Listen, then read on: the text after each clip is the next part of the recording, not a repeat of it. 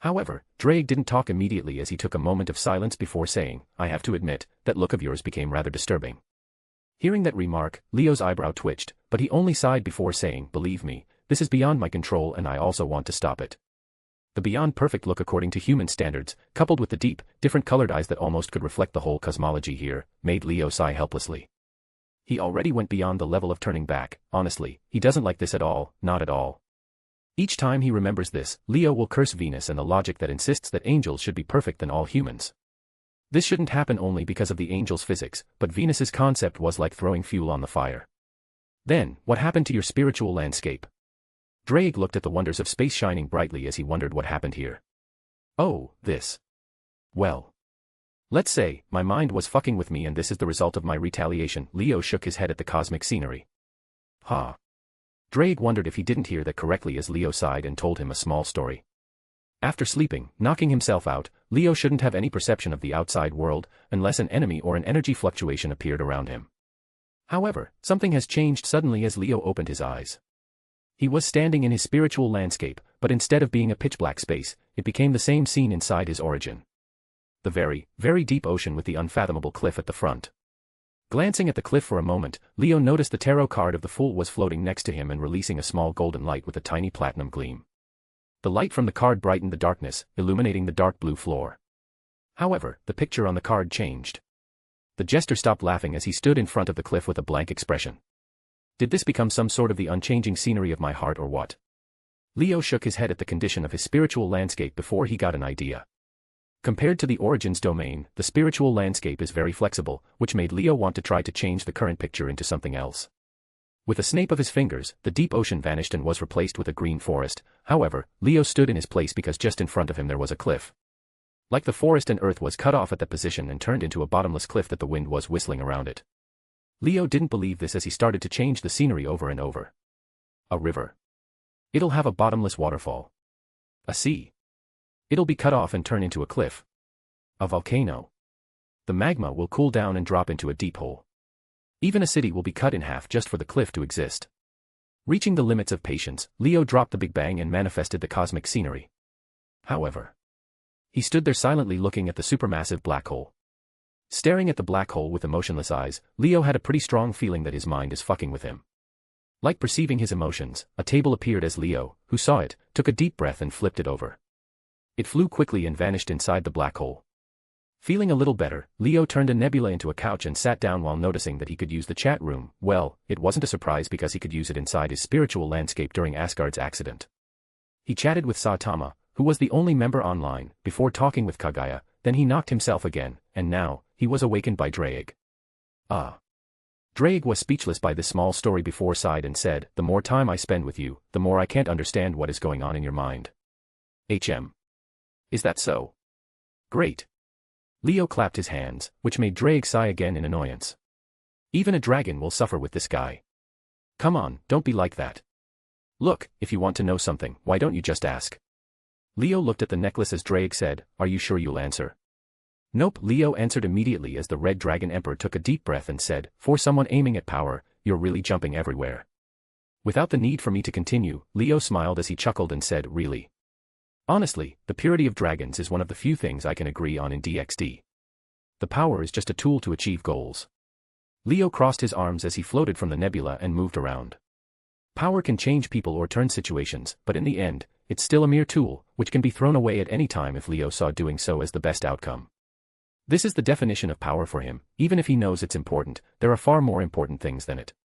If someone thinks power is something more than that, even more than themselves, then they're probably stroking their fragile ego or something. Leo chuckled as Drake became silent before saying, a tool, huh? Well, you're probably one of the few people I can trust my back to, so stop thinking deeply about it. Like seeing through Drake, Leo said with a small voice. You must be the most unique host I ever had. Drake sighed, but for some reason, the tone of his voice changed slightly. Like I said, that's good. Leo nodded with satisfaction as Drake laughed and said, ha ha ha ha.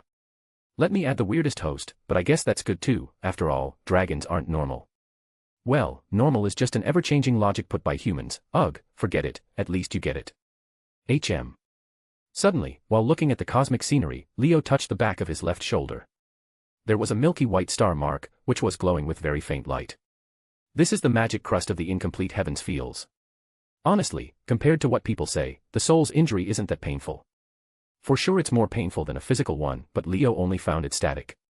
Yes, static. Compared to the physical pain, the soul's injury will stay at the maximum degree of pain and won't change at all, just sending the pain signals like there's no tomorrow. You okay? Noticing this, Drake said as Leo shook his head while saying, no, nothing. Hey, Drake. What? Drake noticed Leo looking at the necklace.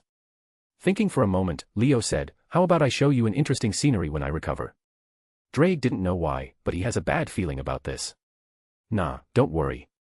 Although it isn't pretty like this one, I guess it's worth witnessing at least one time, Leo said with a small voice, which made Drake confused.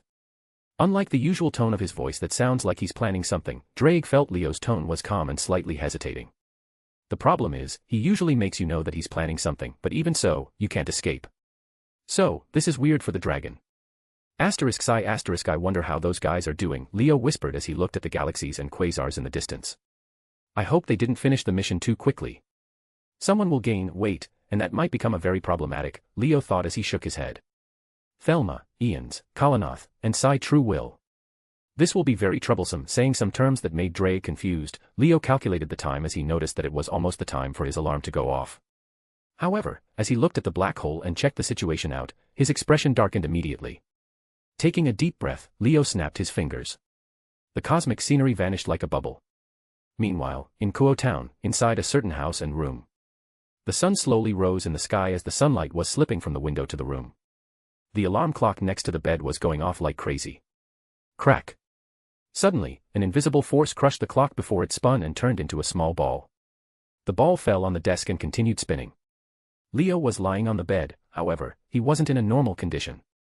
His pupils became a slit and his eyes were gleaming with mana, showing that his emotions weren't in a complete check. Regardless, he didn't care as his brain was working at a high speed.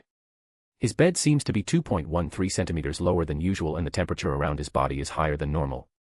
And in front of him, a blonde girl is holding his body like a pillow as she was sleeping soundly with nothing on her body except the blanket. Ha ha ha ha. Drake was laughing at the current situation while rolling inside the necklace gem. He finally knew why Leo's expression was like he ate a fly. She invaded my room, the mana, which was almost turning into alter telesma, was rippling in Leo's eyes. Despite him being unconscious or Nero having his mana, Leo still didn't understand how she could escape his perception and sneak up on him like this, but he didn't care. His room is off limits. Off limits. It's like you invited yourself into a dragon's lair, the hell's pit of a demon, or heaven that the angel guards. Which by surprise, he's all the above. Especially if you look at the things in his room. At the top of the bed, there's a large plushie of a blue, cute, and small devil with yellow eyes, or the small animals plushies on the shelves. No soul shall walk out with full memories after seeing this place. Well, except his parents and Drake, who doesn't understand or bother with these things. Nero seemed to notice something as she was slowly waking up, without noticing Leo's eyes that were glowing with mana. Suddenly, Leo's eyes glanced at the side as the walls weren't able to stop his gaze. His mother was just next to his door and was about to open it. Leo's expression became odd. It's too much of a coincidence for his mother exactly when Nero was able to escape his perception. Wait. Leo's eyes became wide. Everything suddenly became clear, too much clearer. Nero rubbed her eyes slowly before she managed to wake up a little and said, "Good more dash."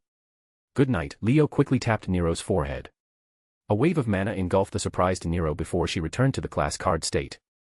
"Sorry, but this is a battle against the world." Catching the class card, which was flashing, Leo's eyes sharpened as he stood up before his mother opened the door. She wasn't all that surprised to see Leo awake. After discovering the potential system and recovering his memories, Leo always woke up early to train to make the maximum use of his time. She told him that she needed him to go buy some things, as Leo agreed. Leo nodded as he watched his mother leave before his expression darkened and said, "Do you think you can make me fall into a cliché? Over my dead body? It's you or me, DXD." Looking at the very familiar formula of a harem anime, Leo quickly guessed what was going to happen. This worlds will think it can make him fall into such a cliché. Not even in its wildest dreams. "I didn't expect that to happen," Drake said with an odd expression, but Leo didn't care about his reaction as he opened the chat room. Clearing his thoughts about the stupid laws of this world that somehow lead to these events, Leo started browsing the chat room. He wanted to see if they passed the mission or not, but then, Leo lifted his eyebrow when he saw reports messages filling the chat room. It seems something interesting is happening. Checking the messages, Leo saw the date and time on them as he felt weird. 8 hours here are almost 6 days in Konosuba. But it wasn't like this. Did it change because of the mission? Leo didn't find an answer, but well, he decided to stop and send 2 messages. However, when he did, he received a very big surprise. The ancient god of chaos joined the chat room as Leo, who is a beast, tried to save the world again, but he failed. So, he bailed immediately. With the addition of Chaldea's channel, the chat room is about to reach the conditions to unlock a new quest system, the infected replicas. As an admin, you have the authority to know this information before other members. We ask you to prepare and organize the situation with Chaldea's admin Gudako to achieve better results. However, Leo didn't care about that message or the class card that was vibrating in his hand. He felt the world darkened and everything was crumbling apart. After trembling for a few seconds while his brain was simulating the possible bad endings, Leo calmed down as his eyes became firm. No. I'll never give up. Leo recovered as he started to think. The transformation into the horror that can make Saitama look like a child hasn't been completed. In fact, maybe Ritsuka is still a normal person. As a beast, he'll do his duty and save the world from the humans. So, where can I complain? I want to call the manager on this shit. If you want chaos, just call an eldritch god or something. Leo started to look in the chat room, but then, he received a private message. A certain world's will, Tuaru world's will hello, how may I help you? What the hell are you doing here, wait. Leo was surprised by the uninvited guest, but his expression changed after that. A certain world's will, Tuaru worlds will / the manager on the manager. Mwahaha. Fear me you peasant. Leo stared at the screen with a blank face. He has a strong feeling that the other world's wills had enough, and threw this guy here so they can relax a little. A certain world's will, Tuaru worlds will / the manager so, are you complaining about your admin's authority? Nah. Leo shook his head. He actually never cared about the admin's identity or if there'll be other ones. He only cared about the ban hammer and the username change disabling function, only those 2 are important for him. However, they took a part of his ability as an angry Discord mode. Honestly, it looks too much of an extra work identity, so if someone can share it, then he'll be rather happy to throw the work at them. But if it was Gudako? Leo shivered again. A certain world's will, Tuaru worlds will / the manager guess. Nope, not interested. Leo instantly refused to think about this. A certain world's will, Tuaru worlds will / the manager I would like to remind you of your debt, but let me tell you something you'll be interested about. I'm the manager of the notes function. It's you fucker. Leo snapped at that message. All those stupid remarks and notes were coming from this bastard. A certain world's will, Tuaru worlds will / the manager yes, it's me. What are you going to do about it? Destroy me? PFFF, think of something new. Taking a deep breath, Leo shook his head before saying, what are the infected replicas? A certain world's will, Tuaru worlds will / the manager I'm the stupid remarks manager, not the explanation manager. Go ask Boob's Power, he has an interesting past with them. He. DXD, huh? Leo nodded at this remark. A certain world's will, Tuaru worlds will / the manager but hey, I left you a small present, but for now, I'll watch your career with great interest. Leo stared at the last message before he sighed and fell on the bed again. He lost almost all his energy to do anything now. Writing with this primitive language is hard. Why can't I use an eldritch one? Anyway, I found the comment for Gudako. For a special person, you can't hide or run from the madness. Leo just closed his eyes and decided to ignore all the reality for some time. Meanwhile, in Konosuba's world, Kaguya shook her head to clear the headache. Then, she took some very deep breaths, just to prepare her mind and heart. No, they can't send that abomination here. Be logical Kaguya, we kinda are saving the world, so something like that is unaccepted. Calming her heart, Kaguya looked at the chat. Gudako, Chaldea's admin Hello, can someone explain to me this? Chat. It's called that, right? Sounds like a normal person. A rare species in this chat room. Kaguya felt slightly relaxed, but she still didn't drop her guard. Advocate of gender equality, that name. It makes fear itself afraid. Bree, stop scaring the new member with your nonsense. NEET princess, we need to explain the chat room to an admin. Big Sister Lion, oh, the new member is a new authority figure. Gudako, Chaldea's admin sorry, but I really don't know much about this. I only accepted the invitation because a screen that told me that I can meet Lucifer. Advocate of gender equality. Bree, Big Sister Lion, oh. NEET princess, oh my. Gudako, Chaldea's admin Did I say something wrong? NEET princess, no, but. Please take a seat and let's have a talk. Currently, Kaguya was grinning for some reason while covering her mouth with her sleeve. She had a quite good feeling that this will be an interesting talk. Chapter 132, Konosuba Side Part 17. In a world filled with the technology of the modern era, a huge fire that spread to the whole planet was burning slowly. The cities, buildings, even the smallest creation made by humans on this planet was engulfed in the red-orange flames, blackening, melting, and crumbling under the flames. Looking at what happened to this planet, one might think it's a dream or a nightmare, but the dust and hot air made the one realize this is reality and everything was getting consumed by the raging fire. In this doomsday scene, no person, well, at least no human was visible around the globe anymore. Instead, some weird skeletons and zombies were visible everywhere, even some ghost-like creatures, which were wraiths, were wandering aimlessly. The number of undead in a certain place usually shows how many people died and all the massacres that went around, but this scene was repeating all around the globe, like the human race was completely extinct, which was, in fact, the truth. The history, civilization, achievements of humans, and all their traces on the planet were vanishing bit by bit, starting from their lives to their creations, slowly melting under fire. In the year of 2004, the world was still normal and everything was proceeding in the usual ways. Suddenly, a large, bright light appeared in the sky on a certain day. Humanity, including Magi, didn't understand the nature of the light, nor they ever will. The light didn't halt for a moment before it fell down. Like a massive tsunami, the light shone on the whole planet. The light that carried so much heat values, which made it the hottest thing on the planet, swept the world like a storm and ignited it on fire. Yet, like it was a judgment from the sky, the light mostly targeted a specific target, the human's race. No human was able to escape the blazing brightness as they burned into ashes before melting into the light. On that day, humanity, which ruled the planet as the self-proclaimed superior race, vanished like snow melting in summer. The counterforce, especially Alea, stood helplessly, without any power to resist as the humanity turned into heat values and merged with the light ring in the space. However, not everything was burned to the ground. In the nuclear city of Fuyuki, a particular activity called the Holy Grail War is still active. 7 mages and 7 historical figures, sometimes more, fight for the not-so-almighty Holy Grail to achieve their wishes. Apparently, the Holy Grail won't wait for anyone, even if humanity was extinct. But if you look at it in another way, the Holy Grail was one of the causes of this event like always. However, when the light swept the Magi, who summoned servants, were directly burned into dust, leaving the war and their servants. But their servants didn't care that much about the situation. The 7 servants, well, at least what is left of them, are still fighting against each other, even during humanity's visible extinction. Yet, the fighting suddenly stopped as a new force emerged, which attracted the hatred of the defeated servants, who turned into shadow servants. A state of heroic spirits that's one rank less than actual servants. Despite that, in an abandoned school building in Fuyuki, the new force that joined the war was having a weird time. That's quite the look you have there, archer. Did you pierce yourself with your swords? Quite interesting for an archer leaning on the wall, a man with long blue hair and robes said with a lot of sarcasm in his tone. However, his grin was wide while looking at the reaction of a tall man with red clothing despite being unable to see the screen in the air. The man in red clothing was looking at the air, exactly at the holographic screen, as his expression darkened. Hearing the voice of the other man, Archer snorted and said, "Did you only learn to bark after losing your teeth, caster?" The caster of the current war, Siyu Chulin, clenched his long staff before he said, "Nothing to worry about, I can still easily crack your skull with my staff. No need to waste my spear on you." Siyu immediately knew that Archer was talking about his current class, so he retorted immediately as the smell of gunpowder was filling the air between the 2 servants. "That stick, huh? You're really becoming more and more honest with yourself." Hound of Kill and Archer glanced at Siyu as his tone was calm, but Siyu felt a vein had popped on his head. "Oh.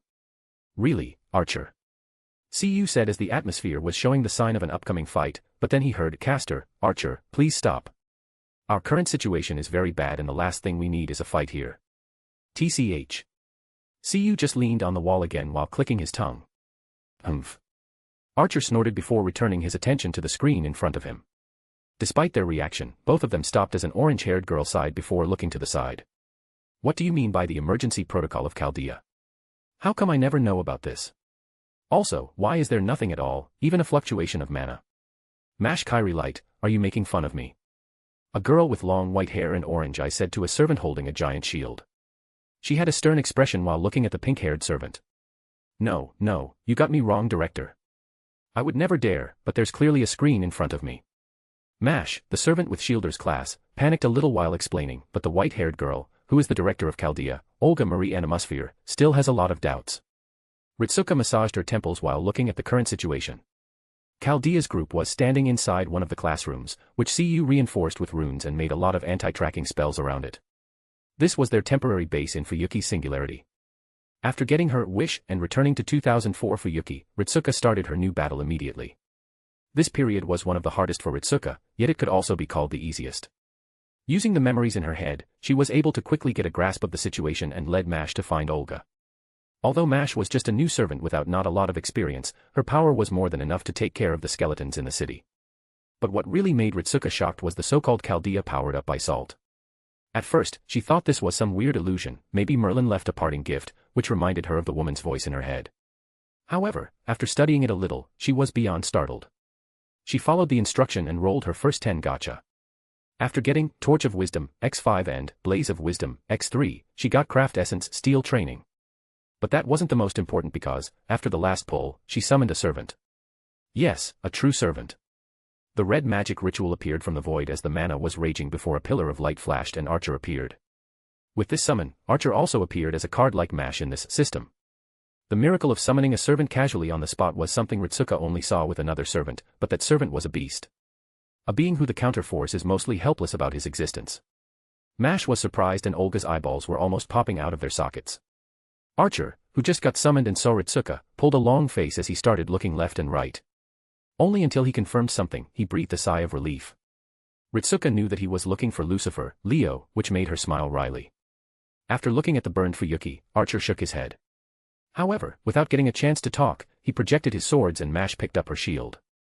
The mana of the summoning ritual attracted some uninvited guests as a battle started immediately between Shadow Servants and Ritsuka's group. But the combination of Archer and Mash, coupled with CU, who appeared suddenly, was more enough to defeat all the servants. However, that was the end of the easy part. In the middle of the battle, several red lasers fell from the sky, targeting everyone in the area. This was beyond Ritsuka's speculation as Mash and Archer used their own shields to block them before a giant pillar-like creature with a lot of eyes appeared. The creature rushed directly while firing a lot of lasers. The battle was very big as Chaldea's group couldn't defeat the creature. So, they could only retreat after Ritsuka reinforced CU, who used his noble phantasm to entangle the creature. The blazing wooden giant, who was a symbol of sacrifices, hugged the creature and gave Chaldea's group the time to run away. Losing his target, the creature started wreaking havoc before leaving as Chaldea's group found the school and made it their base. Ignoring Olga's questions, Ritsuka was lost in thoughts. That creature was clearly one of Solomon's demon god's pillar, which she saw from the core of Shinji's reality marble, but what is it doing here? Regardless of her current thoughts, Ritsuka knew that everything changed and the memories in her head won't help her much. She didn't know if she should laugh or cry because this change of events was clearly what she wanted. A new opportunity to change everything. It seems it came before she even did a meaningful thing. However, her thoughts were cut off again by a new screen, which resembled her system screen a lot. A battle to save the world and restore history. The path for humanity's salvation is not an easy one, it may even be impossible. But if this reality didn't allow it, then another reality must have the solution. If you wish to walk on this path and protect those around you, then this deal is for you, Master of Chaldea. It might be another disappointment or maybe it'll have what you're looking for. Ritsuka was surprised by the sudden message while looking at the yes and no buttons. Without giving her a chance to think, another message arrived. P.S. Lucifer has taken this deal and gave it 5 stars, totally recommended. What are you waiting for? Join now and you can even ask him yourself. Ritsuka blinked her eyes as she started to really feel that this is a prank from Merlin. However, she is still hesitating to agree to this unknown deal, until she took a deep breath and said, "Are you the one that gave me this thing, Chaldea's system?" Ignoring the other's eyes on her, Ritsuka didn't wait long before one message with yes appeared. So, she sighed and accepted the deal. The one who can easily give her the ability to summon servants wasn't someone who she can mess with, nor a being like that has any gain from messing with her. Also, maybe it has a relation with the woman's voice in her head, which helped her once. Ritsuka was surprised after that. Honestly, her mind thought of this deal as a contract with a demon, which is definitely not Lucifer because she felt that he's trying to avoid humanity-related stuff a lot. A chat room like the one she used before she joined Chaldea appeared in front of her. The small notice about the infected replicas and the Chaldea's channel made her confused, but it seems everyone in the chat was okay. Nothing like selling your soul.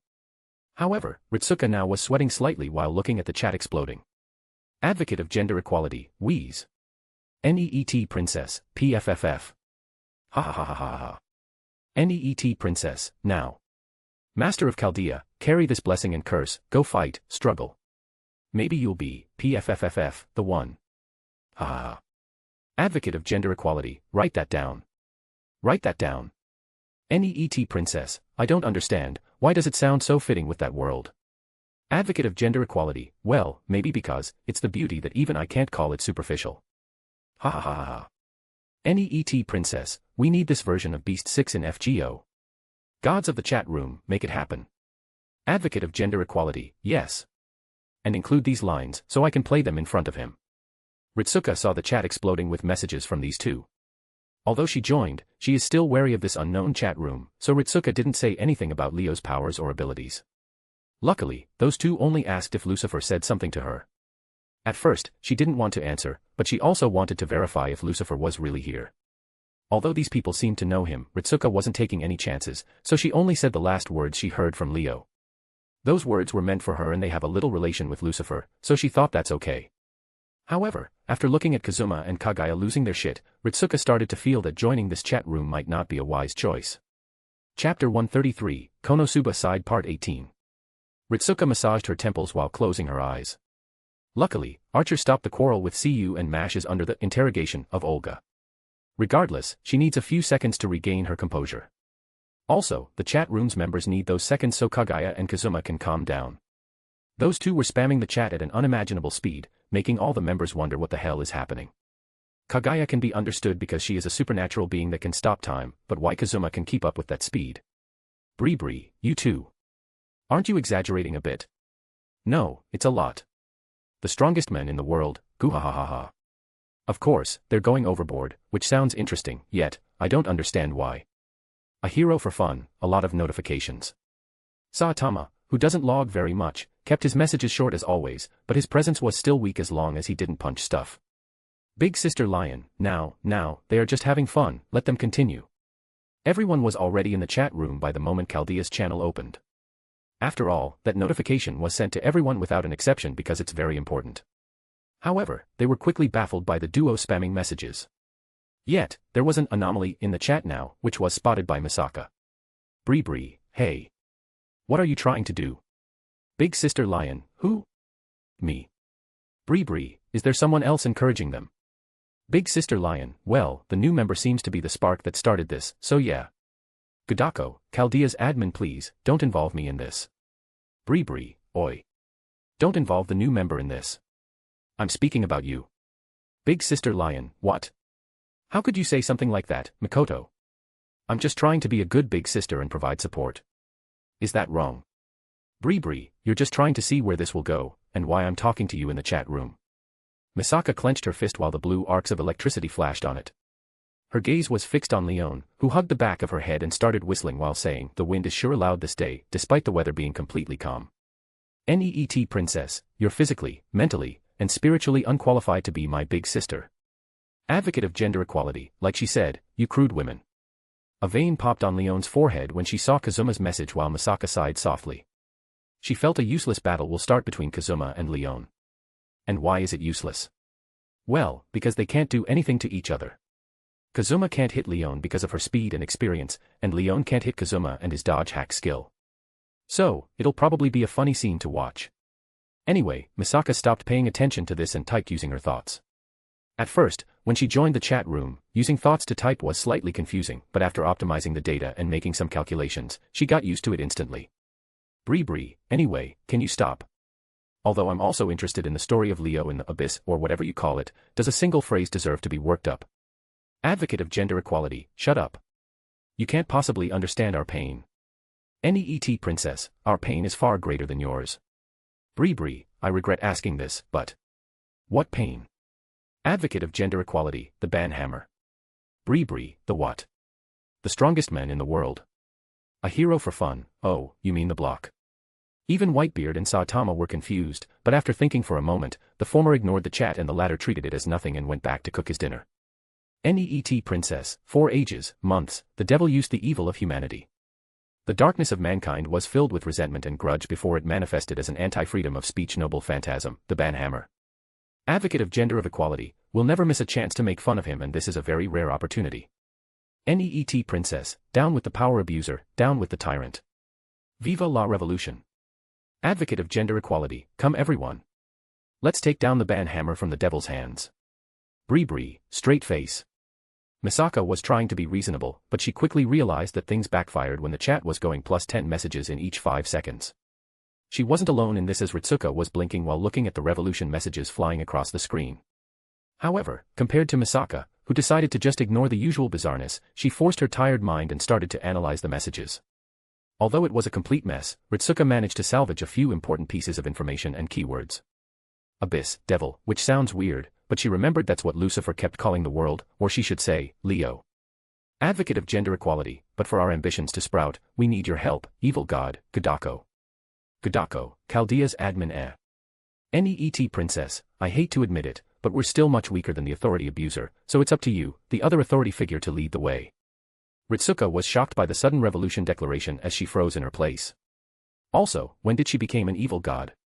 Advocate of gender equality, and don't think I forget you, Leon. Big Sister Lion, how did the conversation come to me? Leon was just chilling and watching the madness.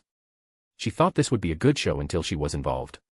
Advocate of gender equality, you're an expert revolutionist, right?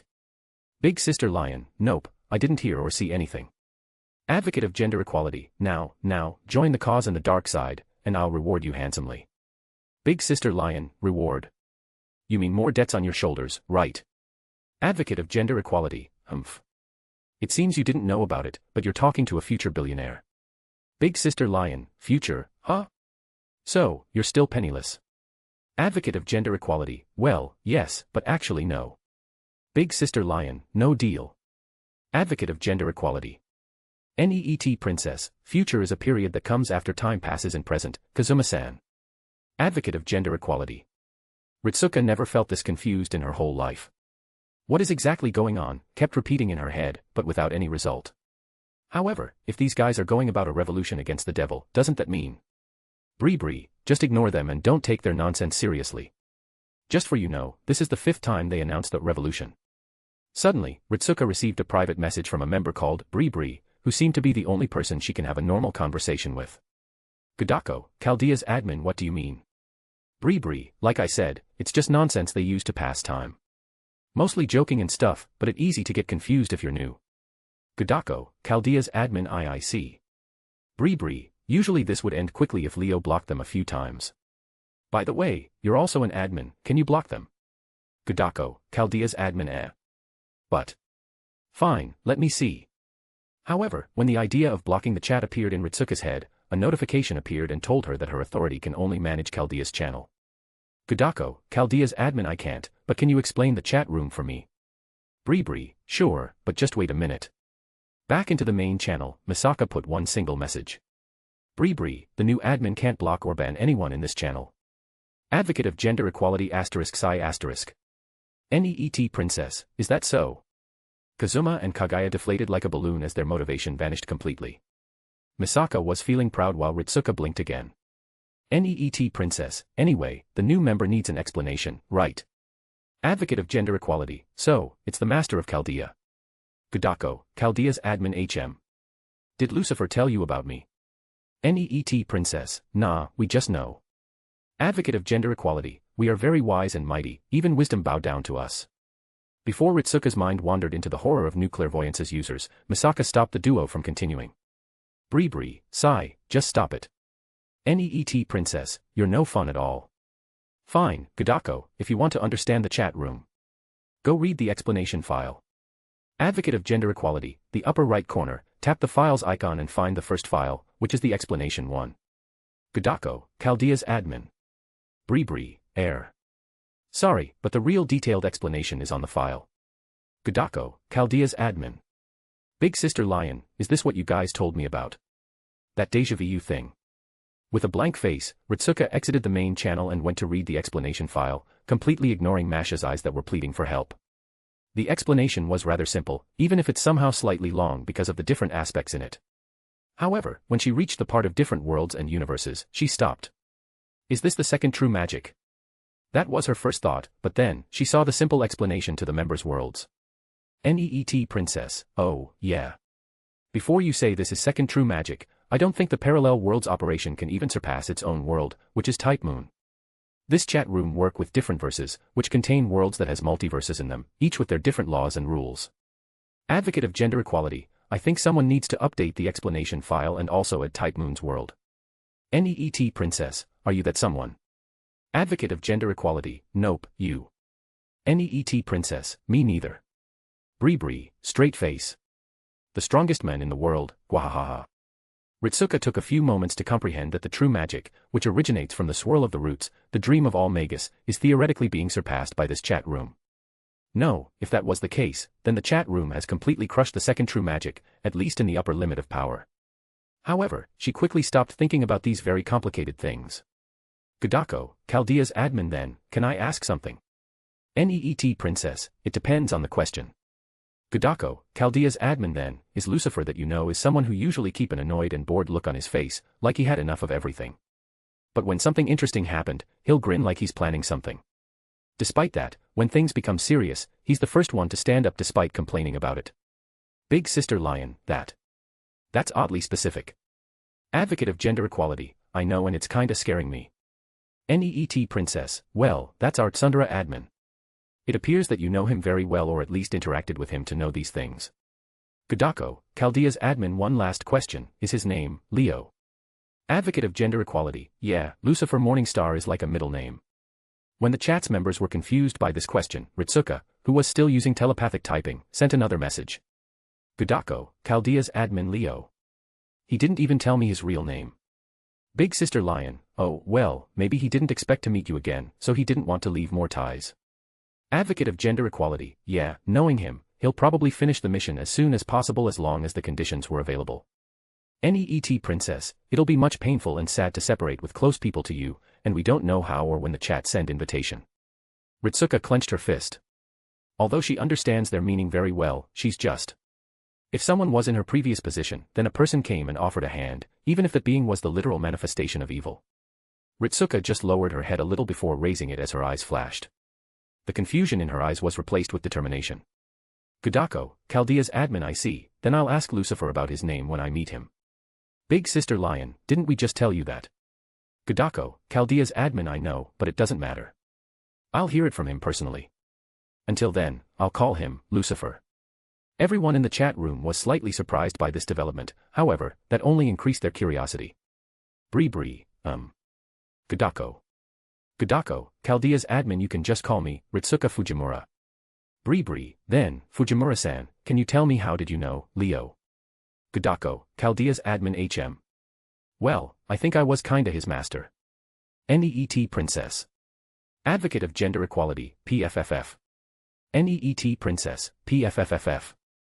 Ha ha ha ha ha. Advocate of gender equality, ha ha ha ha ha. The chat exploded again as Ritsuka stared at it with a blank face. However, she didn't notice that Archer was looking at her. To be honest, Archer felt this period and this summon must be the weirdest in all his life as a counter-guardian. And he isn't talking about the last timeline of the Holy Grail War. It's this summon when Ritsuka managed to somehow call him from the heroic throne. Yes, she called him, Shiro Amiya, the heroic spirit, not the servant. The one standing here is the true prototype of all Archer servants versions in different realities. That's why he could remember everything about Ritsuka and Leo. However, despite having the mind and memories, this shell can't support his power. No offense, but Archer thinks this must be one of the worst spirit core he ever saw. It's just one step away from falling into the shadow servant category. So, Archer can at best only perform as a normal servant, and slightly less. However, unlike the regular spirit core, Archer has a weird feeling that this shell can grow. He can't explain this feeling and he doesn't have any evidence about it. Actually, there are a couple of servants that can upgrade their spiritual core and even surpass their living or heroic spirit form sometimes. For example, Gilgamesh with his Gob or Solomon and his Grand Saint Graph. Archer couldn't be sure. Although he knows that the shield demi-servant is also in the same situation as him, that doesn't give him any good information because she apparently can't even release her noble phantasm. Also, since when humans could fuse with servants like this, Counter Force actually allowed this. They didn't even show a single reaction. Shaking his head, Archer looked out of the window. The flames and smoke were still rising to the sky, forming an endless wave of black clouds. Yet, there was no sign that it'll rain. Looking at what happened to Fuyuki, Archer was slightly lost in thought, but that wasn't for long because he noticed something. When Ritsuka was still entangled in the chat room, she heard Archer's voice, "Master, I'm heading off." "Huh? Where are you going?" Ritsuka was startled before she said, "Are you going to scout the area?" Yes and no, but it's something like that. After all, I'm an archer, Archer said without turning back, but CU retorted immediately, playing with swords count as archery, huh? What do you mean? Ritsuka chose to ignore CU's sarcasm and asked again. HM. It isn't something important. Archer walked towards the classroom door and said, I'm just going to kill myself. Olga and Mash froze in their place after hearing that declaration. Ritsuka blinked her eyes. Is her servant going to suicide? I thought they needed command seals for that. It's not what you think. I'm just going to kill myself, that's all. Archer shook his head before leaving the room. That doesn't explain anything. Ritsuka yelled before sighing. At least, Archer didn't seem to be going to fire a noble phantasm at his feet and die. CU, who was the only calm one, grinned and grabbed his staff before walking towards the door. And where are you going? Olga recovered as she asked CU. Her tone was like an order, but CU just shrugged. I'm going to the rooftop. CU looked at Ritsuka before he said, to watch that guy kill himself. And like that, the two servants left the room quickly as Ritsuka, Olga, and Mash were still confused by this development of events. Chapter 134, Konosuba Side Part 19. Under the heavy clouds of smoke, the flames that spread to the end of sight were scorching anything they came across. The sound of crackling echoed in this ghost city while everything had a shade of redness because of the heat and fire. In this purgatory, several figures were spread across the city. Some of them were scorched and burned badly, and some of them were just skeletons. These creatures, which were generated from the huge amount of death, were wandering aimlessly or standing without moving. These creatures, coupled with the scene of flames purgatory, made this city look like hell spawned on Earth. It's hard to believe that this place was just a normal town filled with people living in peace. Like there was no huge magic ritual that was able to achieve limited wishes at all. However, such situations only affect normal people. Anyone with some combat and intelligence can take care of himself, which made most of these creatures sandbags, especially after only servants were roaming around in the city. Above the clueless undead, a shadow was jumping from a building to another. Archer was crossing a large distance with few leaps, with no particular direction, like he was just strolling around. He didn't even seem to be prepared for battle. Just slightly closing his eyes while glancing at the surrounding. However, his eyes were completely calm as his projection was always ready to be triggered. Across the sea of flames, on the rooftop of a Fuyuki school, 4 people were watching from afar. However, from outside the rooftop, they seemed to be transparent and very hard to detect. He's sure taking his time. CU said while operating the boundary field he just made to cover everyone. This is a boundary field with some defensive and stealth capabilities. Well, it isn't all that strong, but its main objective is to prevent sneak attacks and allow CU to have a reaction time if someone attacks now.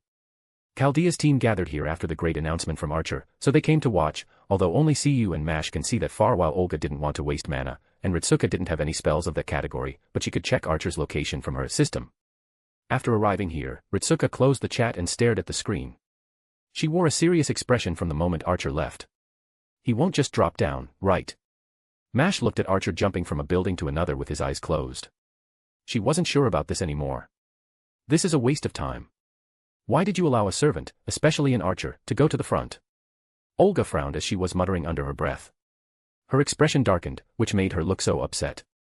Although I want to agree, I think you need to observe more, little girl. CU grinned when he heard Olga's words. Don't worry, director, things don't seem to be simple. Before Olga said anything, Ritsuka said without taking her eyes off the screen. What do you mean, senior? Mash was confused slightly, so she asked. Do you think he went there just for a reason like killing himself? Ritsuka answered while studying the screen in front of her. She saw an icon showing Archer's picture and there were 3 icons at the side, which were named after her mystic code spells. Maybe I can use my mystic code on the servants. No, does it work with this description? Ritsuka saw the description of spells was slightly different as she thought for a moment before saying, the enemy is also an archer. Clever. CU nodded before he said, the enemy is an identical archer to that guy, who know no honor and can use a lot of underneath means. You want to say that an enemy in the dark might be staring at us? Mash understood immediately while Olga's expression became darker. Yeah, but there's still 2 more important reasons. With CU's words, Ritsuka said, the pillar creature from earlier, right? It seems that my current master is smart, huh? CU nodded and said, there are 2 sides in this HGW. After Saber hunted all servants and turned them into shadows, they went on a massacre, but is the pillar creature also with them? What is happening currently is baiting the enemy to get information. Archer found his other self in this reality and wanted to use him because he knew that there's no other person in the world who hates him more than himself. By appearing in the open, Archer wanted to see the reaction of his other self, Shadow Archer. If the demon god pillar was with him, he'll attack without hesitation to eliminate them, or he'll attract the demon god pillar to find them here. The demon god wants to kill Chaldea's team and Shadow Archer can never control such a thing, so him not appearing here means that Shadow Archer's party isn't in the same lines as the demon god. CU realized that, which made him click his tongue. With this information, a lot can be done. For example, attracting both of their enemies and making them fight each other if possible. Or gather them in one place and bomb them all. What is the other reason? Mash asked innocently, but she realized the seriousness of the situation. The other reason, huh? CU looked at the sky with a 45-degree angle. His voice was deep and serious that it made everyone feel that things aren't simple. Killing himself, hey, CU grinned as the serious atmosphere was shattered like glass. Mash blinked innocently while Olga almost fell. Ritsuka felt speechless before she massaged her temples and said, "So, don't worry, Director. It's better if we use this time to think about our next move. Did you manage to contact Chaldea?" You don't need to remind me, Ritsuka Fujimura. A master candidate with no magecraft's knowledge doesn't need to worry about me, Olga replied sharply before glancing at Mash, who had a way to contact Chaldea. Ritsuka took her eyes off the screen and glanced at Olga. She wasn't surprised by Olga's response, but what surprised her was, it wasn't harsh enough. The director she knew would never stay silent about this. She didn't even ask how Ritsuka was able to summon servants. Foe. Without a warning, CU heard a sound as he looked to the side. On the edge of the rooftop, a white fluffy creature was looking at them. How did this thing crack my field? CU's eyes sharpened, but Mash was faster than him and said, "Foe, how did you appear here?" Foe jumped from the edge and landed in Mash's arms while saying, "Foe, Foe. Is this the creature that lives in Chaldea?" Olga was surprised by Foe's appearance while CU noticed that everything was normal and ignored them. "Did you follow us from Chaldea?" Mash was talking and hugging Foe while Ritsuka was staring blankly. How long has she been ignorant? How long has she been blind? To be honest, if someone came to her and said that a fluffy white creature is one of the 7 grand calamities against all humanity, she'll think they are hallucinating. But after all that she saw, Ritsuka realized that the most dangerous thing in Chaldea was Foe. It's like you put a nuclear bomb in your home and slept next to it. A beast, the greatest disaster against humanity, blankly staring at Foe, who was cuddling in Mash's arms, Ritsuka was beyond speechless. Do you still dare to call yourself a beast? Don't you have any dignity and honor as the greatest evil? If a beast was acting like this, what does this make humanity? Ritsuka continued with her thoughts before Foe looked at her and said, "Foe, Foe." Foe said, "They are pests." But why did Foe say this for Senior? Mash was confused while Ritsuka didn't understand how, but she felt her whole species was insulted right now. However, only CU noticed that Olga was staring at Ritsuka's hand with a complicated expression. Why? You know this will happen, so why didn't you say anything? Father, glancing at Ritsuka's hand, which had traces of 6 wings command seals, Olga had a lot of complicated emotions. Ding, ding. Hello, can you hear me? Anyone there? Suddenly, the communication device of Mash was activated before a holographic screen appeared. Thank God, is everyone okay? Is that you, Director, but how? A man with a long orange ponytail appeared as a projection with a worried and confused expression on his face.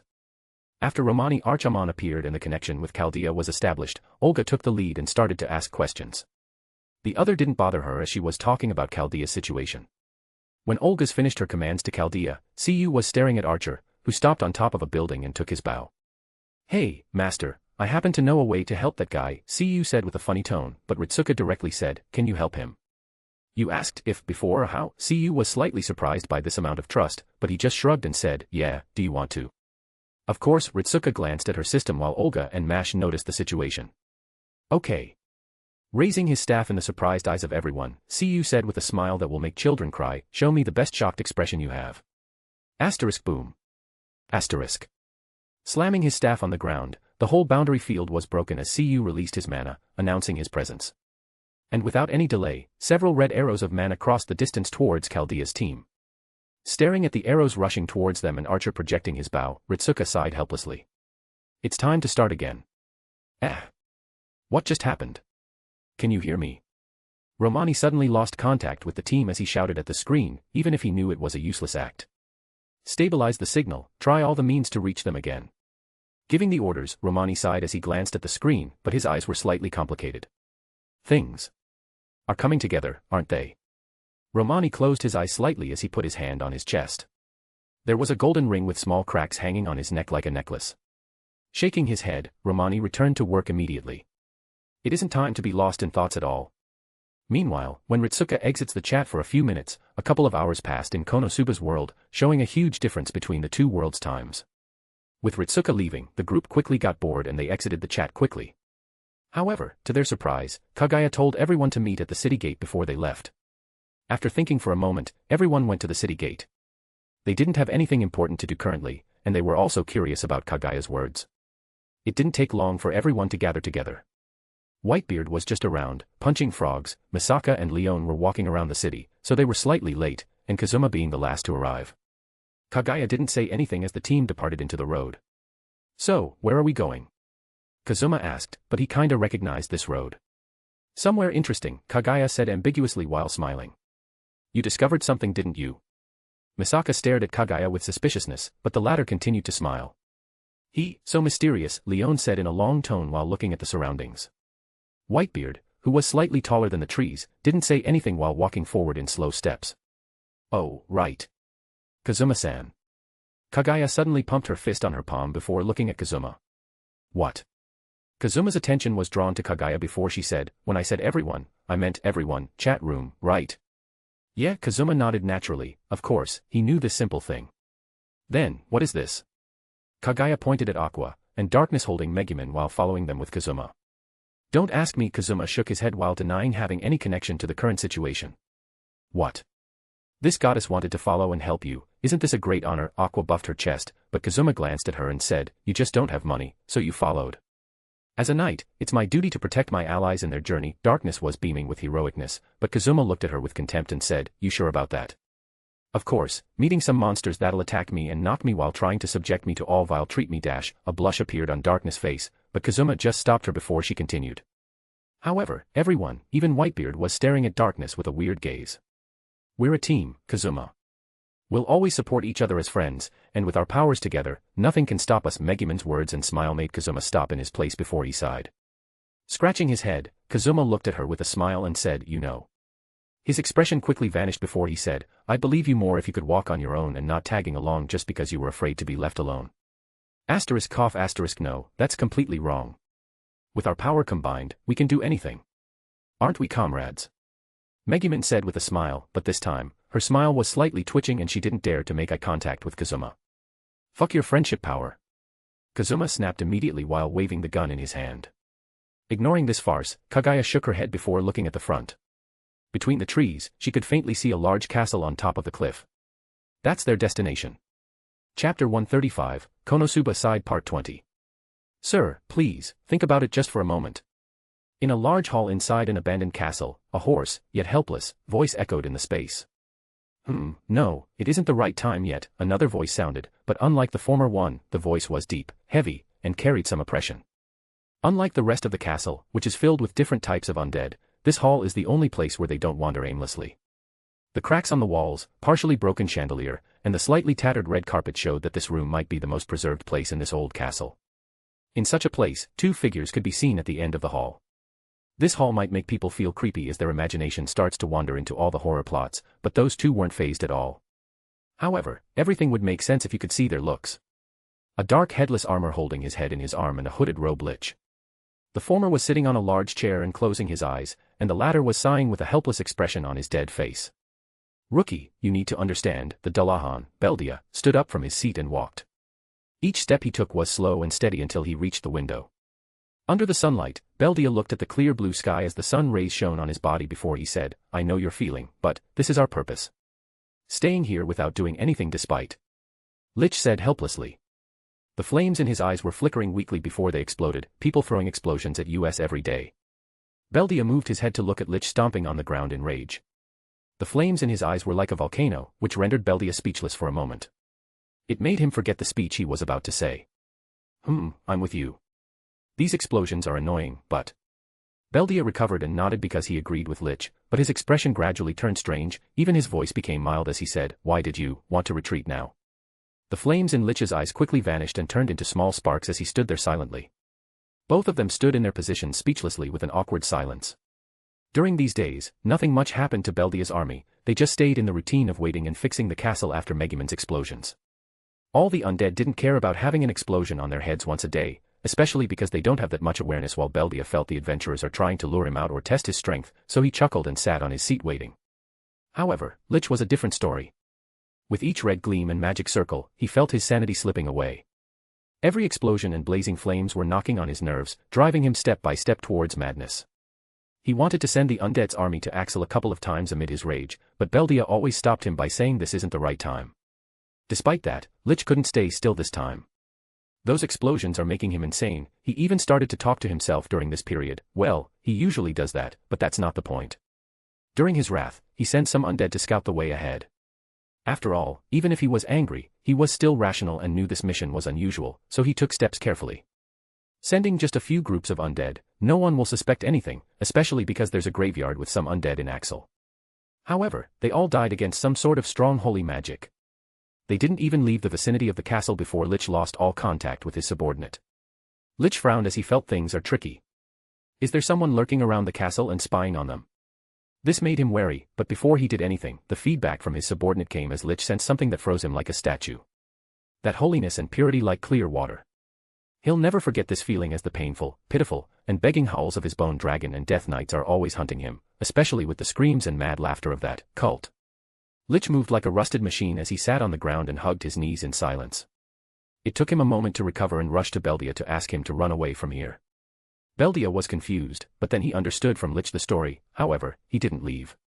In the eyes of Lich, who seemed to look at a madman, Beldia laughed and said, "Those adventurers started to understand what is coming for them and are trying to check my power.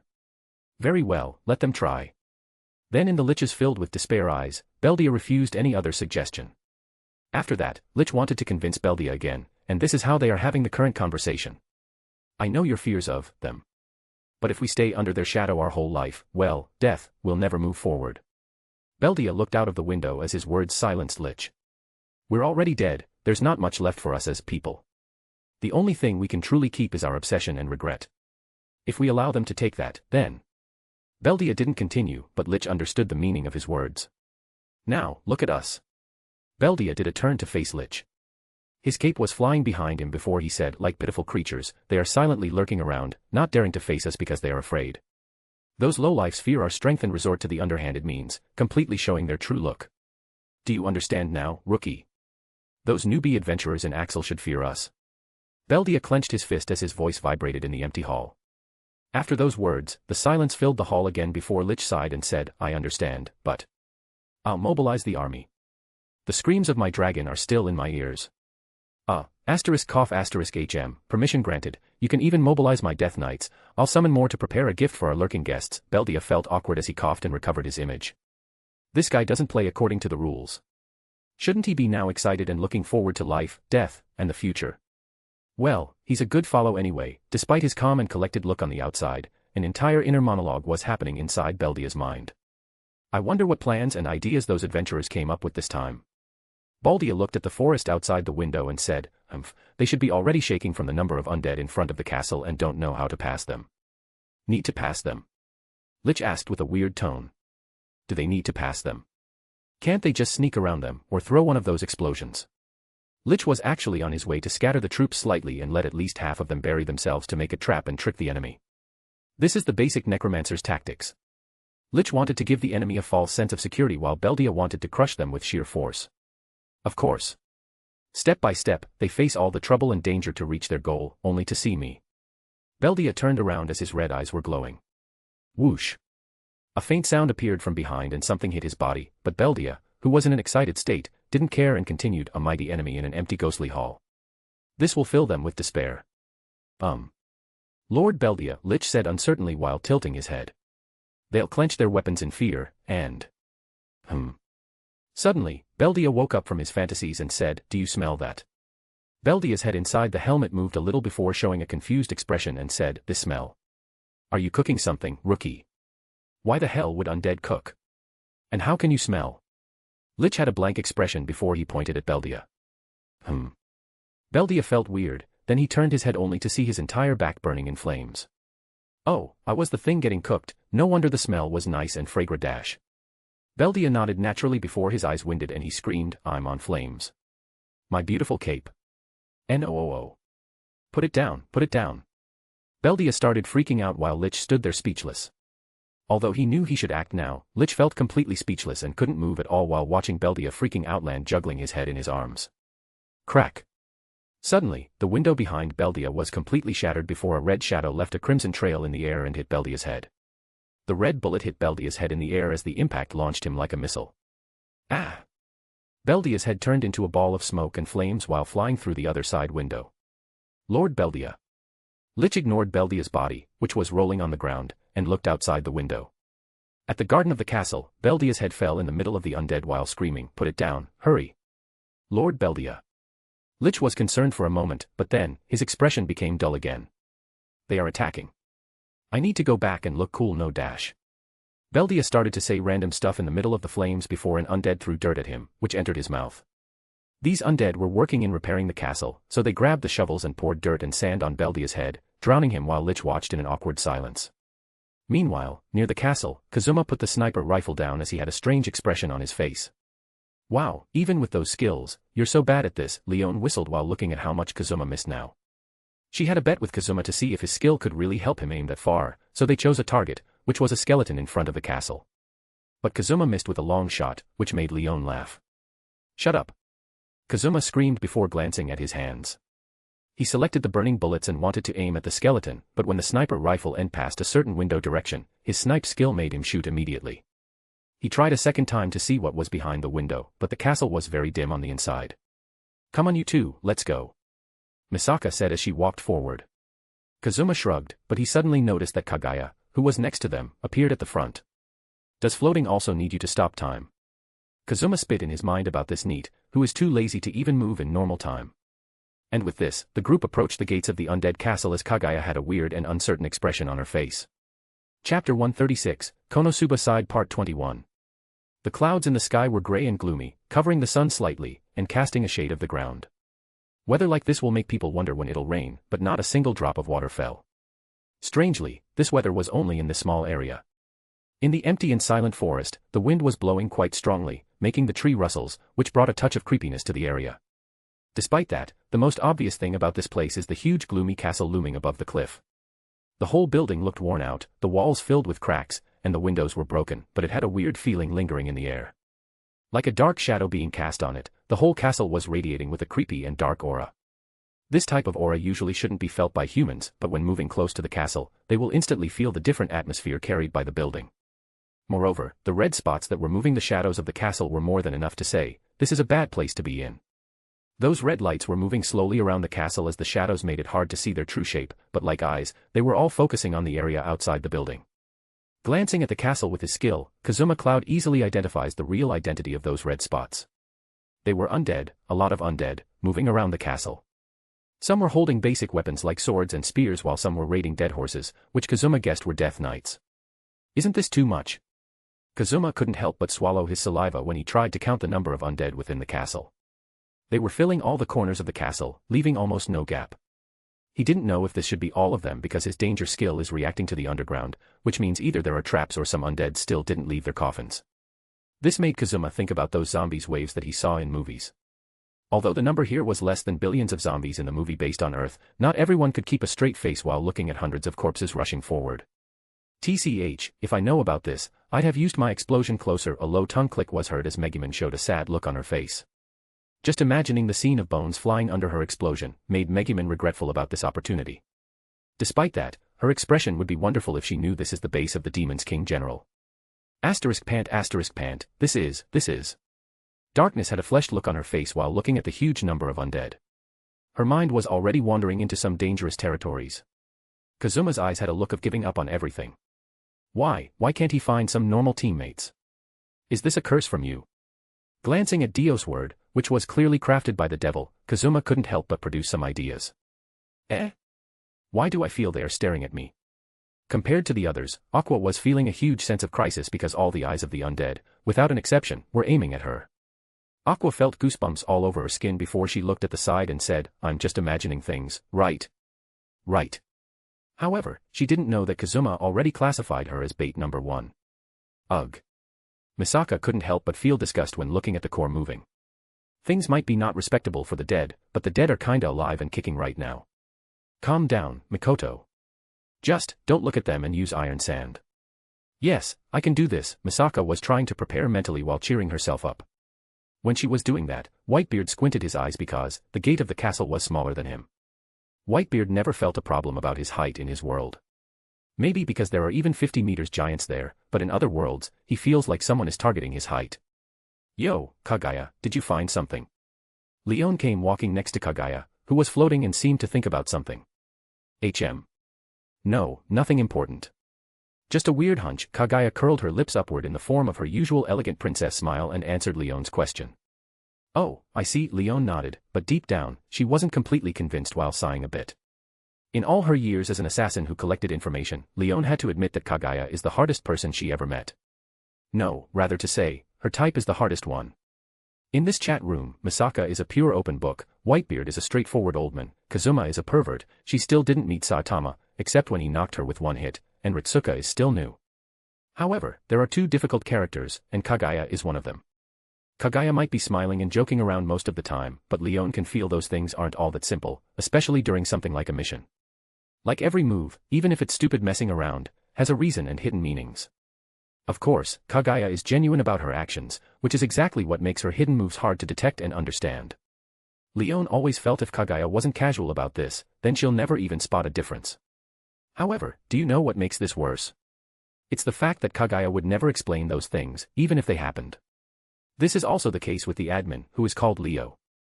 What is more scary about him is the fact he can see through everything. If someone thinks that a person like that has a simple mind and thoughts, then that someone must be dumb or something. It feels like these kinds of people hate explaining stuff, even if it puts them in an unfavorable situation. Or maybe they like to watch people guessing on their own. If that was the case, then Leon is declaring it now, she'll not join this game. Never. She'll never waste her energy on such things. Boom. Suddenly, when Leon was thinking, a loud sound rang before a storm hit the place. The earth was shaking and cracks like cobwebs filled the ground. Leaves and dust were flying, and trees were swaying from the strong winds, even some stones were flying in the air. The scene was like a typhoon hit the place. Leon moved quickly and covered her face with her hand, but the winds didn't last long before they calmed down. Opening her eyes, Leon saw a dark cloud flashing with electric sparks in front of her before it collapsed like sand. Misaka was shining with electric arcs like snakes around her forehead while iron sand was gushing from the ground, which stopped the winds. Feeling Leon's eyes, Misaka blinked before she raised her chest proudly, which made Leon blink before she also raised her plump chest. Misaka's face darkened instantly and Leon grinned at this scene.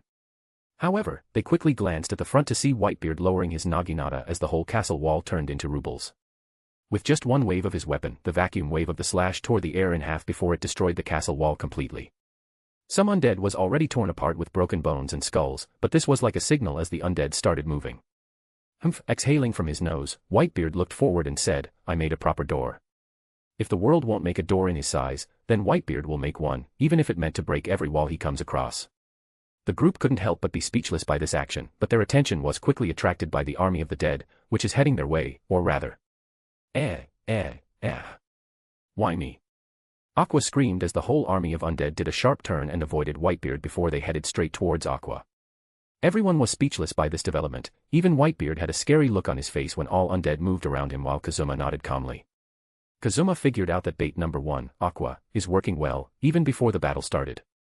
However, that didn't last long because he saw darkness running towards Aqua to block the undead. No, she threw herself at them.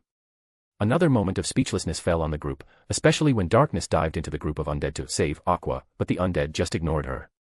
The same scene with Whitebeard surfaced again, but darkness stood there shaking all over. She probably thought that even lowly undead don't care about her at all. Kazuma dropped in his hands with a blank face. Looking at the side, he saw Misaka, who had seemed to shiver when she saw the undead while Kaguya and Leon were watching the show. Suddenly, I don't want to do this anymore. Maybe I should go back home and sleep. Yeah, I should do that. Kazuma was already ready to bail because his sanity won't support this, but before he took another step, an earthquake hit the place. Bomb. On the right side of the castle, the ground was shattered as some hidden skeletons and zombies flew towards the sky while the wind carried them like leaves. Oh. You're really courageous, isn't it? Whitebeard waved with his naginata again, dispelling all the raging airflow with his power. However, his expression was quite scary now. Every step was spreading cracks on the ground while a huge oppression was lingering around Whitebeard. This is just subconscious use for Conqueror Haki, but even so, the air became heavy. If Whitebeard didn't stop it, this aura would affect the people around him. However, compared with the heavy air and dangerous atmosphere, Kazuma's attention was on the huge number of undead that Whitebeard cleared. They were falling like dominoes with each step of Whitebeard, which made Kazuma's smile twitch. Oi. Don't take all the EXP. A man has to have his priorities, and Kazuma is seeing these undead as EXP packs more than danger at this point. So, he raised his gun and sword and began to clear the undead rushing behind Aqua. Although Kazuma still didn't understand why the strongest figure against undead is running away, he doesn't mind a good bait. Looking at this scene, Kagaya and Leon were watching and showing while Misaka sighed and joined the battle. Meanwhile, inside the main hall, Lich looked at Beldia recovering his head and red cape before he sat on the large chair. Despite that, his cape still has burned traces and his head had small mud stains, which rendered Lich speechless. So, they have arrived, huh? Holding the large sword in a hand and his head in another, Beldia did a pose while speaking. However, in Lich's eyes, he seemed to be perfecting his image. So, adventurers from this world, huh? I didn't deal with those a lot. I only met those lunatics, but unlike the holy magic they have, I don't think adventurers are all priests with holy magic, and loose screws, unlike Beldia, who was looking forward to this after all the bombardment. Lich is calculating the benefits and consequence of this fight. However, Lich didn't blame Beldia. He has to admit that Dullahan has some durable nerves to keep his calms during all those explosions and waiting patiently. Only a few have that kind of tolerance. If Lich would ask himself, he'd be already in Axel trying to curse this explosion madman to death. So, how long do you think they'll take, or will they even be able to arrive here? Although he asked, Lich, know that adventurers shouldn't all be that stupid to throw themselves to death, especially if they had a magician capable of using explosion magic. Lich didn't answer because he was checking the undead to figure the battle power of the so-called adventurers. If they weren't that strong, he'll let the undead finish them, elsewise he'll lurk from behind and command the battle or throw some curses. Suddenly, Beldia felt some vibrations under his feet. He even saw some dust falling from the hall ceiling and cracks slowly spreading. 100, 200, 300. What is happening? How did I lose all these soldiers? I didn't even sense a single holy magic being used. Lich tried to command his army as he felt his connections with the troops were being broken at an imaginable speed. Asterisk boom. Asterisk. Is this an earthquake? Although he asked, Beldia isn't feeling good about this, but before he did anything, the hall door flew away, with the wall. From the falling rubble and dust, a giant shadow was walking step by step before the picture became clear. A small giant with a height of more than 6 meters was walking inside the hall slowly. Looking at the sharp eyes of the men and the scary aura around him, Beldia blinked his eyes and the flames in Lich's empty sockets flickered. Especially when they glanced at the empty hole behind Whitebeard, and even saw the forest from it. What happened to the whole army? Glancing at Lich, Beldia started a sight communication before Lich somehow responded, I lost most of my connection with the front army. So, is this the goal of today? Whitebeard said with a low voice, but Lich and Beldia heard him clearly. However, they didn't know why, but they sensed some disappointment in his tone. They didn't know that Whitebeard was currently comparing the Demon's King General and the Horror Spaces player with frogs in Axel's fields. If they knew, their expressions would probably become very interesting to watch. Asterisk cough asterisk, shaking his head and clearing his throat, Beldia organized his thoughts and said in a deep voice, Oh. Did you arrive this quickly? Wonderful. Just as he was about to stand up and complete his speech, a black wave of sand arrived carrying a small girl with brown hair. Her whole body was flashing with electricity before she said, Second. I won. Like achieving something, Misaka raised her fist, but then she saw Beldia and Lich, which made her freeze. First of all, Lich, who looked like a mummy of an old man with very wrinkled skin and flames in his empty eye sockets, made Misaka have goosebumps all over her body, but then she saw Beldia. He looked like a knight wearing armor at first, even if his cape was slightly burned and his helmet had dirt on it, but the red gleam in his eyes and the fact he was holding his head, which had a worm moving in the dirt, made Misaka completely uncomfortable. Asterisk cough asterisk, ignoring Misaka's eyes, Beldia coughed again before he said, Congratulations, you made it this far. That's impressive, but now, you. EXP. Suddenly, a scream was heard from the hallway as a young man came running with a weird weapon and a screaming sword. The young man was running like crazy while waving both weapons in the air randomly, but strangely, each wave and random swing was hitting undead in their weaknesses. However, Beldia was focusing more on the sword in Kazuma's hand. What? Is that a demonic sword? What a hideous sound. Beldia's eyes became serious as Kazuma entered the room. Asterisk cough asterisk, coughing for the third time, Beldia looked at the people here and said, Now, your luck has come to an EXP. However, Beldia didn't finish his words again because Kazuma, in his mad rush, shot him directly without warning. Beldia's instinct kicked in and blocked the bullet with his large sword, which left some flames burning strangely on his sword. However, looking at the flames and the familiar way of attack, Beldia solidified for a moment before he said, "It was you." "What, me?" Kazuma asked in confusion, but Beldia pointed at him and said, "You're quite courageous to actually attempt to sneak attack me, yet." "Oh, everyone's in here, we were looking dash." Leon and the rest came slowly, but this time, Beldia interrupted them. Again and again, "God damn it, what wrong with you people?" Screaming to the top of his lungs, Beldia's eyes shone with ominous light before he said, "Let me finish my words in peace." Although the method was unusual, Beldia's actions made everyone speechless as they looked at him.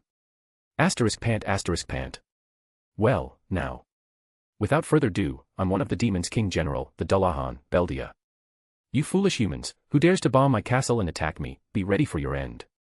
A dark aura began to surface of Beldia as he prepared himself for the battle. However, Kazuma, Misaka, and Aqua had a long look on their faces before they turned to look at Megumin, who was trying to lower her sense of presence. The great arch-wizard from the Crimson Demons is reconsidering her choices of bombing. But for now, she can only hope that Beldia didn't notice her. "You evil monster. Don't you dare to raise your weapon on my allies. As a knight, I'll be your opponent." Ignoring everyone, Darkness was the first to jump forward and raise her sword. "Oh. A knight you say? Very well, prepare yourself," Beldia said with interest. Darkness, just let the old man punch this guy and get over with," Kazuma advised from the side, but Darkness shook her head and said, "No, this is the duty of a knight. Also, can you see how this Dullahan is eyeing my body like a beast with his filthy eyes?" "What? Excuse me?"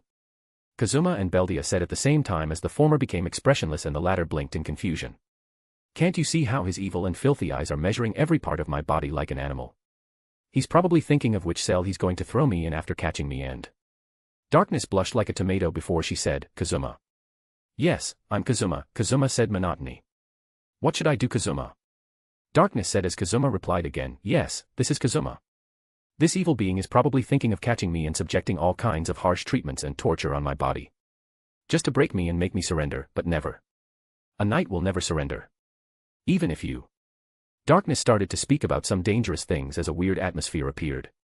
Misaka and Megumin were blushing, Whitebeard and Leon didn't expect they'll actually see something like this in their lives, Kazuma seemed like he's giving up, and Kagaya and Aqua were watching. I think there's a misunderstanding." Beldia tried to speak for himself, but Darkness screamed, "Never. I'll never surrender." "Darkness, calm down. Can't you see that you're bothering Dullahan?" Kazuma pointed at Beldia, who has a look of confusion and absolute terror on his face. When everyone was focusing on this exchange, a dark weird fog, like miasma, quickly attracted attention, but the undead standing next to Beldia already made his move. Weakness, frail, sleepiness, slowness, dizziness, strength, call of death, whisper of night. Lich started to throw curses without stopping before using buffs as undead crawled from the ground. Using these spells, most of the group quickly felt strength leaving their bodies. Kazuma, Megumin, and Misaka were having a hard time standing up, even Leon was struggling as a few drops of sweat appeared on her forehead. Honestly, this was so unexpected. The so-called magic is very weird and hard to guard against as Leon clicked her tongue. It seems she need to be more careful in the future against magic, but for now, she glanced around her to see Whitebeard, Aqua, and Kagaya completely normal. Howl of Banshee, Before continuing to use the curses, Lich saw the anomaly as he frowned. There's a thing when using skills and abilities on something or someone called attributes judgment. Basically, it's a measurement according to the 4 attributes of strength, agility, vitality, and intelligence, which determine the effectiveness of abilities on the said targets. However, Lich blinked when he saw 2 complete immunity and a very weak effect 1. The difference in attributes is very huge at a glance. "Did you just try to curse this goddess?" Aqua titled her head like looking at a retard. Feeling the slight weakness on his body, Whitebeard frowned before he stepped fiercely on the ground. Boom. A shock wave hit the place before the undead underground were crushed as the cobwebs of cracks kept spreading and the castle was shaking. Aqua also raised her hand, purified all the undead around and dispelled the curses easily. She didn't forget to act smugly as all the thanks in Kazuma's heart vanished. TCH, Lich frowned as he started to prepare the escape plan before he screamed, "Corpses explosion." The ceiling was broken before several zombies jumped and their bodies started to swell, like they're going to explode. Bomb. This time, a faint white light appeared on Whitebeard's fist before he punched upwards. Then the zombies and the whole upper part of the castle vanished. Lich and Beldia stood in a daze while looking at the sky and the clouds from the new window that Whitebeard made. Damn it. What the hell? How could this be an easy world for the love of God? The situation entered the worst possible scenario. Lich's thoughts moved quickly before he was going to detonate the rest of the zombies to create an opportunity to escape by an underground tunnel he prepared. However, Whitebeard waved his naginata, which was vibrating, again. On the right side of the castle, there was a cliff, but now, the cliff vanished as half of the castle fell like a piece of domino. Both the group, Lich and Beldia, stood there in silence as Whitebeard lowered his weapon. Oi, oi, oi. Isn't Axel a city of newbies? What the hell is this monster? Beldia almost dropped his head from the shock. Humph, not bad. Beldia would never show his thoughts on his face, but Lich next to him threw his staff and said, okay, I'm done. What? Beldia turned his head to see Lich lying on the ground. Honestly, I should have died long ago. If I knew something like this would happen, I wouldn't have raised from the dead at all. With a self-mocking laugh, Lich looked at the sky and continued, it's an easy world, they said, it's easy money, they said, think of it like a vacation, they said, but what did I get? A bunch of madmen chasing after me at the start, and look, pointing at Aqua, Lich said, their cult leader is here. After that, Lich continued to speak about his experience as everyone's expression became strange. Gradually, it turned into a sigh and pity. Ah, you broke him, Kazuma said as he shook his head, but he clearly heard the word world, and easy money, so if he isn't completely wrong, then this is a player. Never say that, rookie. Suddenly, Lich heard a voice before he looked at Beldia staring at him seriously. Even if it looked impossible and we'll get purified now, we'll never go down like this. As long as our last obsession and regret are here, we'll never go down. So, get up, Lich. Hearing those words, Lich's eyes flickered before he said, Beldia. Some light went back to Lich's eyes fire as he gritted his teeth and looked at the surrender option. Looking at this scene from a shonen show, Misaka looked around before she said, guys, I think we are the bad guys here. Strangely, and for some reason, everyone nodded slowly, but they stopped like that. Out of the blue, a strange wave of energy spread to the surrounding as the world's colors inverted before everything stood still. Well, this was a scene to behold. Kaguya shook her head when she remembered what she just witnessed. Honestly, she regrets not taking the camera out. Anyway. Floating in the air, Kaguya got closer to Lich before she was lost in thoughts. After a while, she said, do I do it or not? Without knowing when, there was a small milky white crystal in her hand, shining with mysterious gleam. Closing her eyes, Kaguya's thoughts circled quickly about this subject. Before the team entered the castle, Kaguya jumped into the time stop because she wanted to check some things. Like if there's a player or an anomaly in the castle, or maybe with them leaving, something will happen in Axel. Although it's tiring to check, Kaguya just sighed and went with it. However, when she got the first glance on Lich, the chat room reacted. Opening the chat room, Kaguya was surprised by a new optional objective that appeared in the mission. Optional objective, grab the jamming crystal and attach it to the player in the castle. The attachment must be made in the irregular time zone, and no other member, except any ET princess, has to be present. Press here to receive the objective item. P.S. If you want some answers, perform this task. Kaguya stood in her place as a lot of questions appeared on her mind. What is the jamming crystal? What the reason for this mission? If the chat room can find players, then it didn't provide any assistance until now. And why it has to be only her? A lot of questions, but no answers. Kaguya couldn't help but sigh at this situation.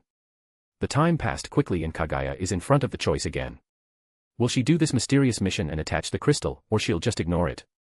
Minutes are passing quickly in the type stop as Kaguya didn't make up her mind yet. Honestly, in normal times, she'll never do or even consider such a hidden and ambiguous thing like this mission, but the current situation isn't all that optimistic. Also, the last note must be from the world's will, there's no doubt about it. So, what exactly are these answers? Sighing, Kaguya took a deep breath before her expression became serious.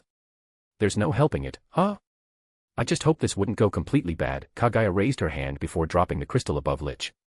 In Kaguya's eyes, the crystal actually fell normal in the time stop, like the gravity is operating normally before it sank into Lich's bones. Kaguya stood there in shock as Lich began to vanish a bit by bit before the crystal appeared again, but its color changed from white to green.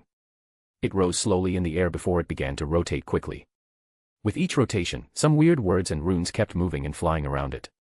Kaguya tried to read them, but she couldn't understand anything, and their speed is very fast. However, the situation didn't last long as it didn't give Kaguya time to think before all the runes and words gathered back to the crystal. A few faint readable words quickly surfaced the crystal as Kaguya glanced at them. Log ____ successful ###, ____ authority #%, resonance ___ complete.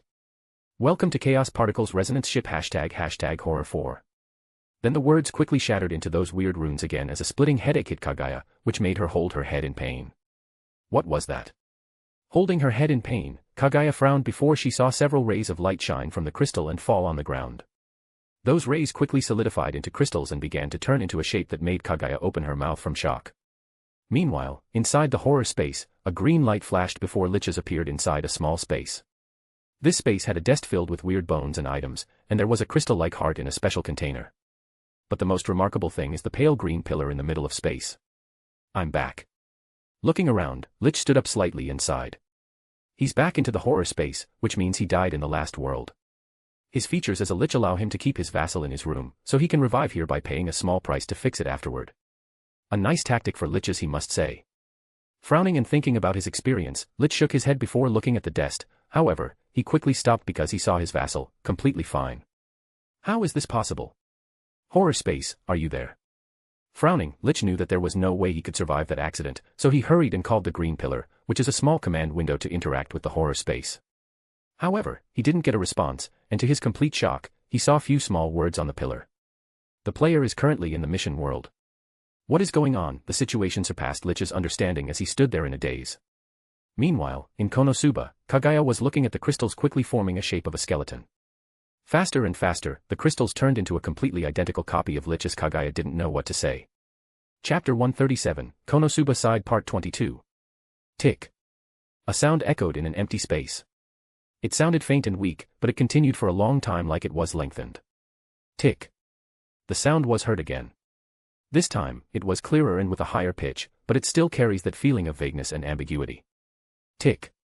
Once again, the sound reverberated. This time it adds a humming to it, which was almost instantaneous. This kind of sound kept playing like a special and weird symphony. Changing from time to time or sounding the same for moments, yet they were never the same. It was like different frequencies are being used and changing the wavelength of the sound with each time they move. Of course, this would be accurate in the material world, but the laws of science are kind of far-fetched to try to explain the situation here. This is a dark gray space stretching to the end of the site. It was strange and gave people dizziness and a nauseating feeling after going through a big roller coaster a few times. In other words, the dark gray space was like a mysterious fog that made people lose their senses. In such a place where nothing resembles the material world, there was an anomaly that made this scene stranger.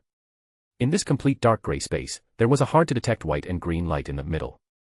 It was like a gray dark mass or substance blending with this dark space, which is very hard to detect if it weren't for the faint milky white light around it. The mass was in humanoid shape, but it didn't keep that form completely as it moved like a liquid once in a while.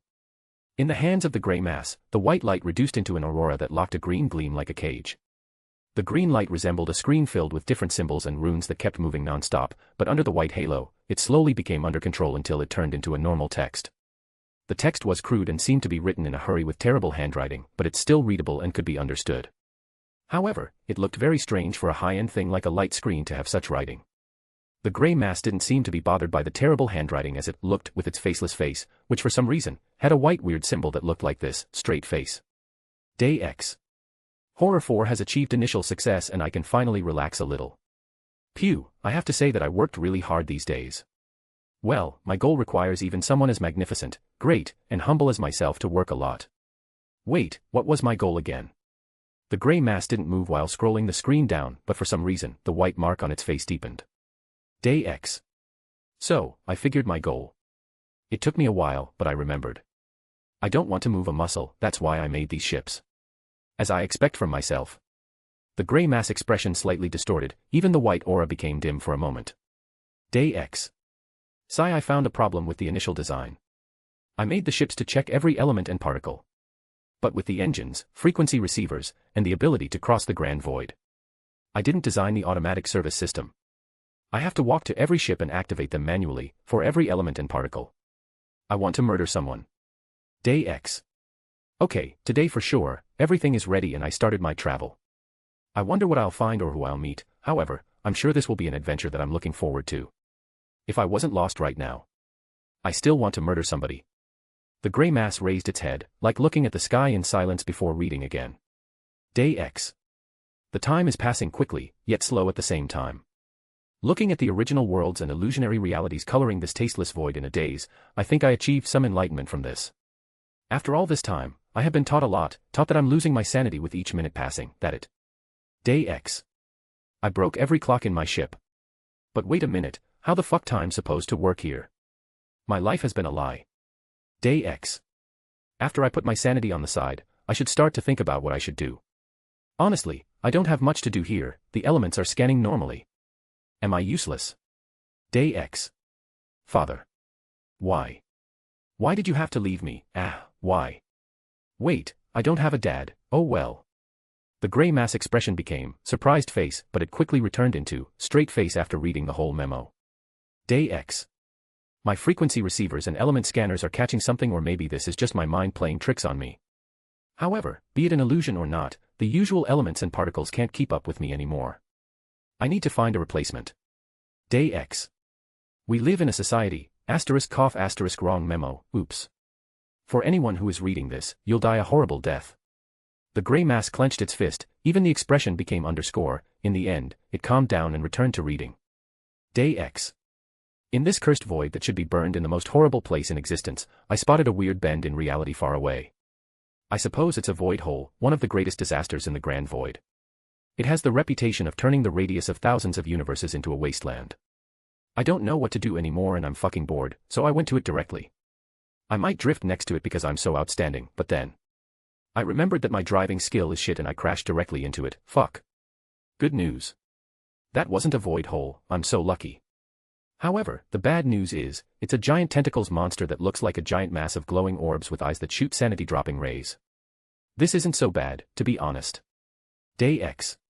Finally, I was saved. With its glowing orbs and millions of eyes that send chills to the souls, the giant tentacles monster saved me from my scariest nightmares, boredom. I now have a new traveling buddy, well, more like it wants to kill me and devour my whole being, but I'm so happy that I have a big buddy. My buddy likes me a lot. I remember that time I came out of the ship and started my amazing speech to enlighten it.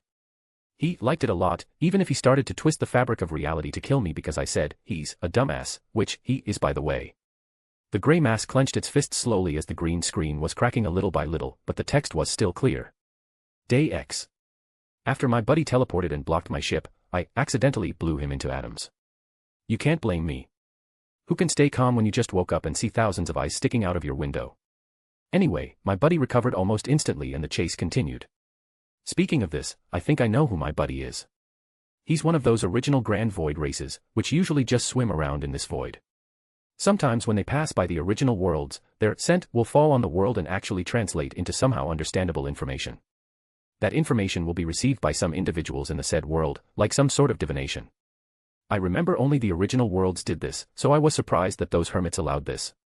Oh, I forgot to mention, I finally learned my buddy's name after I ran him over by my ship a couple of times.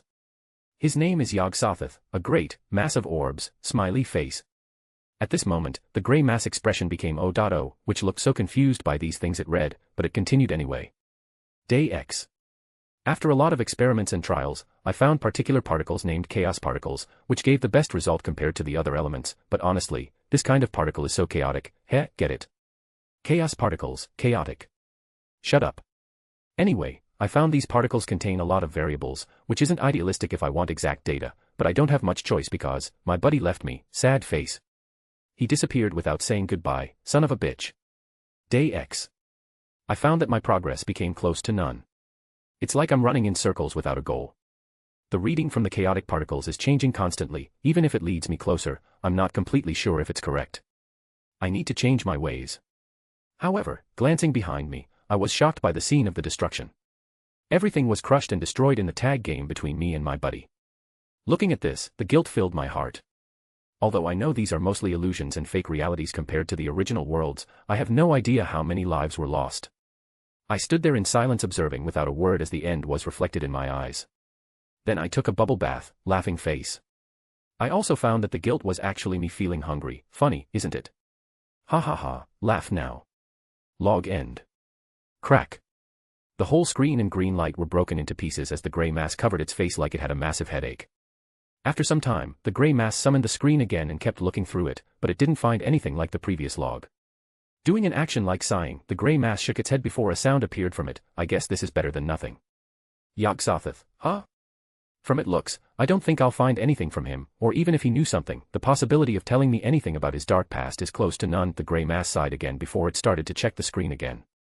I was always suspicious of how these junks were still functioning after all this time, but I guess some stains always stays. The gray mass nodded before it glanced up. Its eyes seemed to piece through the gray fog and look at a very weird space.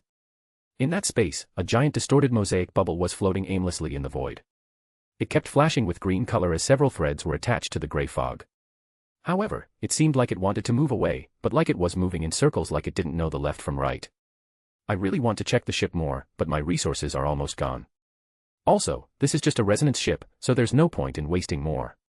If it was an observation or analysis ship, I spent a long time collecting the essences of these abnormalities. The gray mass shook its head before. It waved its hand on the screen. The picture on the screen kept distorting and changing until it transformed into a mirror. In the mirror, there was a small town filled with people, but the mirror only focused on a man and a woman. The gray fog area next to the mass also changed quickly to show the picture of chat members and Kagaya looking at the crystal lich in surprise. Although I'm not really a fan of the concept of fighting fire with fire, especially if we're the one making the fire to accept this solution, Root, I guess they helped me save a considerable amount of resources. The gray mass nodded its head as the mark of its face became. Speaking of the analysis ship, you are really daring, Root. Attracting the ship to act as a decoy despite the risk involved. Were you confident of succeeding in your new project, or did you have another way out, I wonder? The gray mass, which is Konosuba Worlds, will shook his head before saying, alas, now that analysis ship is full of fuel and won't appear for a long time. Not all worlds could have a full avatar, and Konosuba Worlds will, even with its huge experience, can't change that fact. Despite having the ability to take a temporary avatar, he felt this is a waste of time, so he kept this mass shape, which is quite convenient. Waving his hand, the gray fog suddenly became clear before several mirrors appeared in the air. Each mirror showed a different scene. The first one was about a middle-aged man appearing in a modern city. After checking a light screen in front of him, the man sighed with relief as he showed a victorious smile and said, I actually appeared in the modern world of Konosuba. Now, I need to use my second item and move to the reincarnation place of gods to take a cheat. The man pulled a card from his pocket as the light shined on his body. His body turned into a ray of light flying towards the sky, but instead of passing through space, it stopped there. Struggling for a while, the light dimmed quickly before it vanished. In another mirror, a girl appeared on a chair in a dark space. Looking forward, the man saw a woman with golden wings like an angel facing him. Greetings, I would like to welcome you. Yes, the angel, who was greeting the girl, suddenly stopped and put her hand on her ear, like she's listening to someone. I'm sorry, it seems we picked the wrong person. You have done a lot of bad things in your life, and the judges will decide your fate now. Without giving the girl a chance to speak, the angel waved as the girl teleported to the place where the sinners were getting judged. A lot of scenes similar to this were playing on the screen. A young man, who joined Kazuma's party, died unexpectedly, but Aqua couldn't revive him no matter how much she tried. A woman and her team got killed after the destroyed passed by the dungeon they were in, etc. Konosuba Worlds will look at these scenes with its faceless face as the mark on its face didn't even appear. For him, doing something like this is easy. Although it required training at first, after all this time, he can manipulate his own world to a huge degree and even affect the anomalies. This was an ability that belonged to all worlds originally, but after all that time and events, just a few worlds still have this ability. Now, I found some traces. I believe with some time and luck, I'll be able to change this. Looking at the Chaos Particles resonance ship, or rather called the Horror Space, Konosuba Worlds will rubbed his chin. If it weren't for them to act as bait, I won't be able to deceive the ship this easily, but I guess they're losing their temper a lot. Rubbing his chin, Konosuba Worlds will looked at the screen showing the chat's members, then he looked at the two remaining players across his realities before pumping his fist on his palm. I guess it won't hurt anyone to do this. Speaking those words, the mark on Konosuba Worlds' face became smiley face, which was particularly horrifying on his empty face. Meanwhile, Kagaya was still looking at the crystal lich, which appeared from the crystal rotating in the air. However, after being separated from the glowing crystal, the copy of lich was included in the time stop and froze in its place. Glancing at these two and the completed optional mission in the chat, Kagaya took a moment of silence before it retreated towards the group and lifted the time stop. The colors returned to the world before everything went back to motion. The fire was burning, and dust was falling because of Whitebeard while the fire kept burning because of Kazuma. However, the reactions after the time stop have split into two. Kazuma's party and Beldia acted like nothing was wrong, but the chat's members widened their eyes. Did you kill him, Kagaya? Kazuma looked at the crystal statue of Lich as he couldn't help but ask. What do you mean, Kazuma? That disgusting Lich is still there. Also, when did your friends have this kind of power? Aqua blinked before it pointed at Beldia and Lich Crystal, having a shonen conversation before she pointed at Whitebeard, who destroyed the castle with one punch. What are you saying? Kazuma stopped before he looked at the others. Except for Megumin and Darkness, everyone nodded at him, which means he isn't crazy. I'll explain to you later, but now, what are we supposed to do with this? Kaguya shook her head and pointed at Lich Crystal, completely ignoring Aqua. When everyone was lost, the long-lost chat's notification sounded as the screen jumped in front of their faces. Hashtag. Konosuba Worlds will hey, kids. Who wanna help Daddy Konosuba in something, laughing face. The chat members froze in their places as their minds almost lost the ability to think because of the sudden message. All that was going on in their minds was, Worlds will, Daddy. What the hell?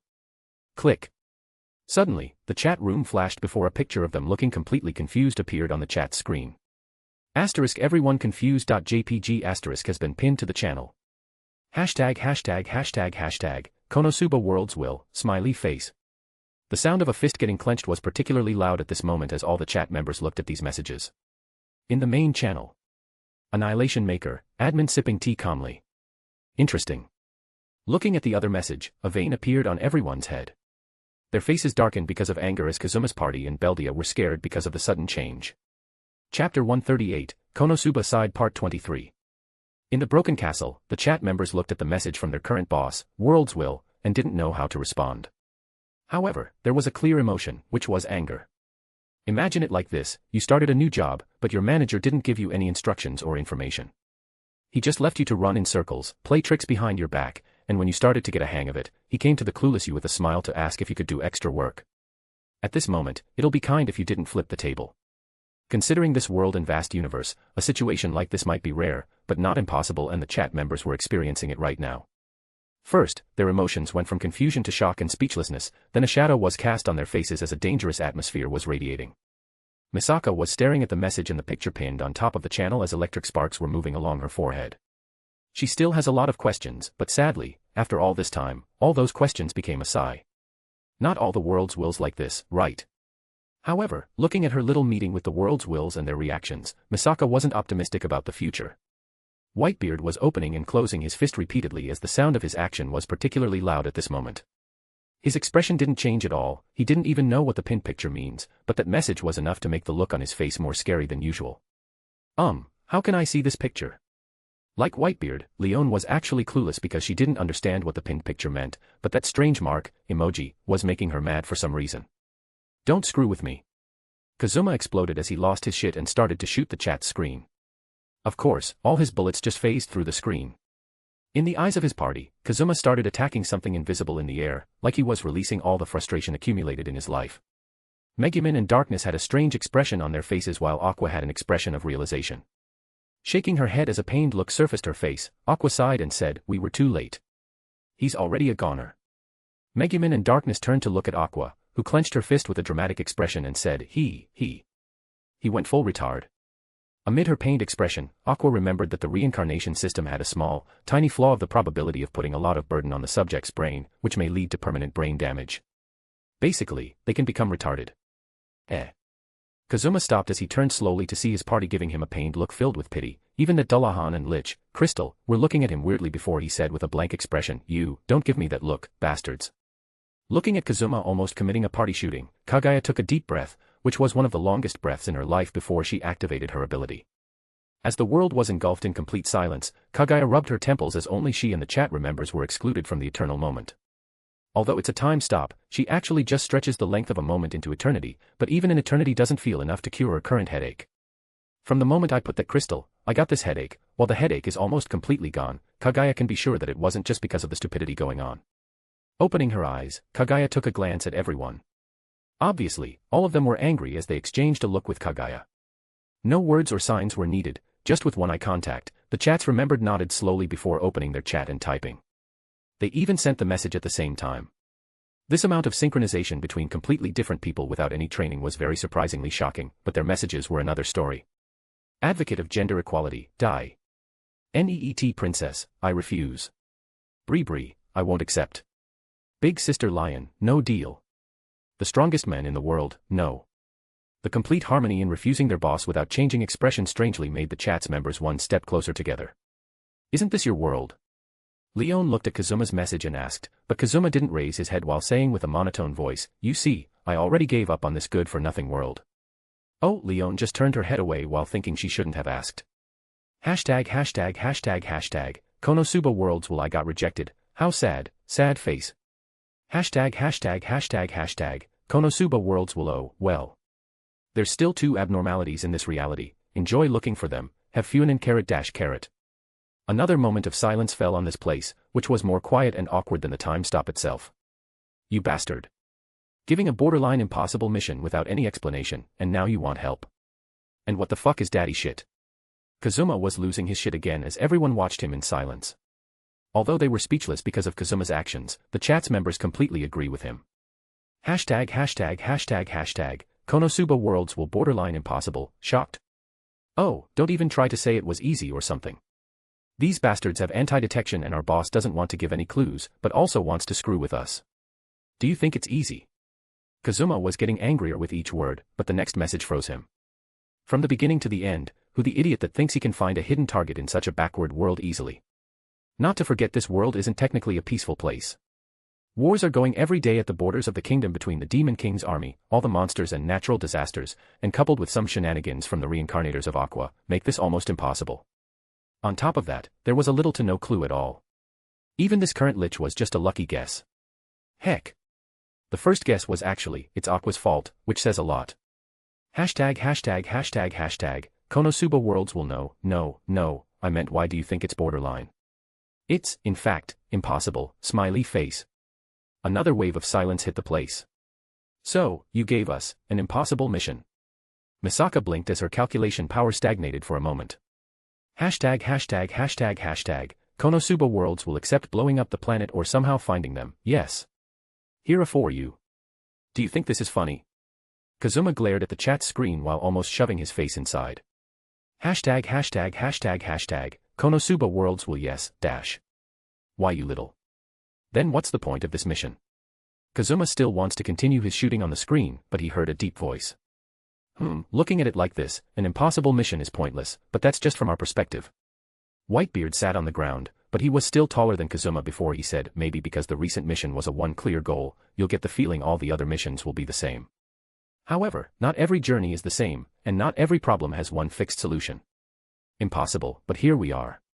This might also mean that the goal from the mission is unnecessary or even undesirable. Kaguya glanced at Lich Crystal before she said, this makes me wonder, what's the true goal and how did we contribute to it? Hashtag. Konosuba worlds will wow, you're really thinking this through. I just needed you. Needed us. Like us. I mean, just. Leon was having a hard time with this complicated stuff, but Misaka just said, you mean just our presence is necessary? Hashtag. Konosuba worlds will Here another star. Waving with her hand, Misaka slapped away the cartoonish-looking star flying from the chat screen. You mean like a condition to start a quest? But this time, we were the condition, or at least, one of them, Kazuma sighed while shaking his head. If his guess is correct, then they and the players were actually both necessary conditions to start whatever this worlds will want. Maybe even the players were also invited here purposefully because this guy isn't showing any concern about them. No, this worlds will is even treating the players as a casual thing, like it can get rid of them at any time it wants. However, what makes Kazuma confused is what's happening now. They were only able to guess this far because the worlds will, even if it's keeping the annoying hidden style, is dropping hints like crazy, it even confirmed a few guesses. Why does this happen to me? Kazuma secretly sighed as he had an urge to cry. It wasn't enough for his world to be filled with idiots, but his worlds will looks like those hidden figures that only be mentioned in the lore and guide things from the shadows. Just say what you want, Kazuma wanted to skip all this talk because his head started to hurt. Hashtag. Konosuba worlds will didn't you just refuse? Yeah, they all nodded at the same time, which made the message delay for a moment. Hashtag. Konosuba worlds will you're quite honest. There's no helping it. Your actions and unclear goals aren't all that encouraging, Kaguya shrugged. Hashtag. Konosuba worlds will although I'm not that supportive of fighting fire with fire projects, after all, this thing is usually for the new generation, but I won't drop you into the death zone. You should be ashamed of yourself for accusing me like that, how dare you, sad face. Kaguya clenched her fist as she had a huge desire to launch a barrage of bullets on this screen. Why getting a little amount of information has to be so infuriating? Wait, isn't this what they usually do to all new members? Floating slowly in the air, Kaguya looked at the sky as she felt karma is proving again how big of a bitch it is. Shaking her head, Kaguya's eyes gradually became serious. This reminds me, you said that an optional mission can give me some information. What exactly is that information, except from you making a copy of a player? Kagaya remembered the mission that gave her a headache while the chat's members looked at each other before trying to find this optional mission in the chat room. ######, Konosuba Worlds will what? Hold on, you didn't understand anything from what happened. Kagaya just shook her head, but the moment she did that, a long message flashed on the screen. #####, Konosuba Worlds will ha ha ha ha ha ha ha ha. Wait, you're serious? Oh. #####, Konosuba Worlds will well, I used to always deal with all-knowing entities, which made me forget that there's still mortals like you, my bad ***. Looking at the, sorry, I forget you're dumb, type of message, light flashed from Kagaya as an energy bullet flew through the screen and erased the other half of the castle. After calming down and ignoring the weird gazes on her back, Kagaya said, anyway, now that you have contacted us, what is your goal or at least the current one? #####, Konosuba Worlds will it's nothing important actually. We are a bunch of civilized and productive members of society. The colors of confusion filled everyone's faces while reading this nonsense. #####, Konosuba Worlds will we are a helpful and kind bunch, we spread love, not war, so peace can fill the world, hey, that's me, laughing face. This amount of bullshit started to give Kazuma a stomachache. #####, Konosuba Worlds will so, because we're generous and kind, let's help our guests in their journey, smiley face. Yup, those things are scary, Leon thought while looking at the emojis, which was a thought shared by most of the members, especially after they looked at Lich Crystal. They couldn't imagine what this Worlds will has done to that player, but it certainly isn't a good thing at all. Ah, it's another screw-loose person. Not, it's a world, Misaka facepalmed before she said with a quiet voice, what would happen if we refused completely? #####, Konosuba Worlds will nothing, I'll just end the mission and give you bad reviews because you didn't finish it. Of course, you could keep going on this, smiley face. And the players? Leon asked quickly. #####, Konosuba Worlds will, laughing face. After this, the chat's members basically confirmed that this Worlds will absolutely doesn't care about players, and those emoji are becoming scarier. Does this have something to do with this new generation thing? Do the Worlds has generations? Glancing at each other, they quickly nodded. Although they got permission to end the mission now, they won't do that because after reaching this far and enduring the stupidity of this world, there's no way they're stopping now, especially if everything was going to be pointless if they refused. #####, Konosuba Worlds will oh, something came up. Let's finish our conversation by, according to this reality time, tomorrow, bye. And with that, the chat members wait for a moment, but apparently, the Worlds will left completely. Despite not knowing what came up, Kagaya just sighed at this meeting with one of the hardest figures that she dealt with in her life. She knew from the previous experience that Konosuba Worlds will isn't an easy one, but she didn't expect it to reach this level. Even in the current conversation, Kagaya can swear that this Worlds will already done something and didn't just come for a pointless conversation, but what is it? This feeling is so annoying. Maybe rejection would be a good choice, but don't forget, unlike them, this is Kazuma's world, so at least, they should keep going and help him while figuring out a few things. Staying in the dark like this is really irritating. You have a unique world, Kazuma. Leon cleared her throat while looking at Kazuma, who was covering his face. Kazuma might really start crying right now. However, while they were still comprehending what just happened, the chat screen flashed again with a new notification. Annihilation Maker, admin replying to advocate of gender equality. Oh, I'm technically incapable of dying, but I appreciate your try. Although I suggest exterminating humanity for better results. Annihilation Maker, admin you here? Did you guys die? Anyway, what is this picture? You even pinned it into the chat, are you into self-humiliation? Looking at the screen, they realized that they forgot about the Eldritch Angel, who ran that day without saying anything. However, the second message was enough to trigger some of them. Advocate of gender equality, shut up, you retarded angel. That message was for another asshole. Annihilation Maker, admin then you should have put it in private chat, you dumbass. Advocate of gender equality, dumbass. Said the angel, who lost his brain cells. Annihilation Maker, admin said the guy who came from a retarded world. Looking at the trash talk on the screen, Kagaya rubbed her temples before an idea flashed in her head. Although it doesn't seem like it most of the time, they do have a kinda all-knowing entity. Advocate of gender equality, fuck off. Annihilation Make, admin no, you fuck off. Advocate of gender equality, no, you. Annihilation Make, admin no, you. Advocate of gender equality, no, you. Annihilation Make, admin no, you.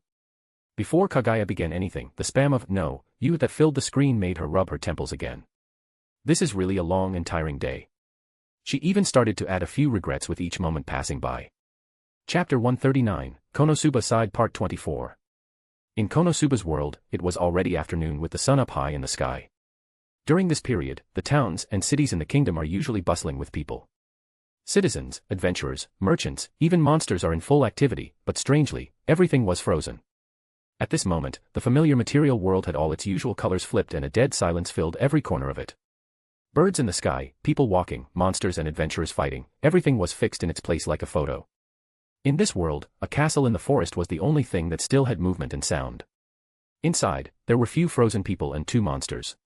All of them had different expressions, like the headless knight, who was able to raise his sword and declare a battle or something, while the crystal-made lich had a bitter expression. The other were 3 girls, who had an expression filled with sadness and pity, which was particularly annoying for someone. However, inside this room, there were still only 5 people, who still have the ability to move normally. Despite that, since they started to look at an invisible thing in the air, all of them were pretty much frozen like the other statues. Neet Princess, Leo, can I have a word with you? Annihilation Maker, admin I refuse. GIF. Kaguya, who was going all serious in trying to solve this, froze again in her place. Neet Princess, why? I didn't even say a thing. Annihilation Maker, admin I don't care. When something really bad happens, you'll usually directly state it. Beating around the bush like this means it's either something annoying or you're just trying to troll me. Neet Princess. Kaguya glared at the screen. Why can't she do one thing seriously in this world? The resentment and anger in this period manifested into a dark aura around her. If the time was working properly, everyone would take a step away from her. Oi, oi, oi. For real. Did her resentment manifest into a substance? I thought this was just a stupid thing in anime. Kazuma was having an internal war inside while realizing that the previous world logic is so fragile with these magical beings and characters. However, she just shrugged before he went back to his earlier activity, trash talking. Advocate of gender equality, what kind of shitty reasoning is this? Annihilation Maker, admin a reasoning that you'll also use. Advocate of gender equality, of course, but that doesn't mean that I'll not judge you for it, which is something you'll also do. Annihilation Maker, admin touche. Big Sister Lion, you two are just hypocrites. Annihilation Maker, admin thank you. Advocate of gender equality, thank you very much. Big Sister Lion, you're not welcome. The strongest man in the world, gwahaha. Gwahaha. Whitebeard slapped his thigh while laughing at the conversation going on, even his previous anger almost vanished. Misaka stared at Whitebeard, who was laughing loudly that the castle, or what was left from it, was trembling a little. She thought that the favorite thing for the old man is to lurk in the chat and laugh at these shenanigans, but why did he type his laugh? This is an old question that Misaka decided to better forget about. Speaking of lurking, Misaka turned her head and stared at the members list to see an online member with no sense of presence. Saitama icon was flashing with a conspicuous green point next to his username in the chat. Bree, it seems almost everyone is in the chat room today. Another ancient lurker is currently in the chat room. Saitama, who usually doesn't chat, just lurks in the chat silently unless someone mentions him, but even if they do, he'll only answer with oh or that's interesting. Honestly, if it wasn't for the fact that the chat room doesn't provide an option to set status, they'll never know if he's online or not without asking. Big Sister Lion, oh, is the Baldy here? A hero for fun. Yes.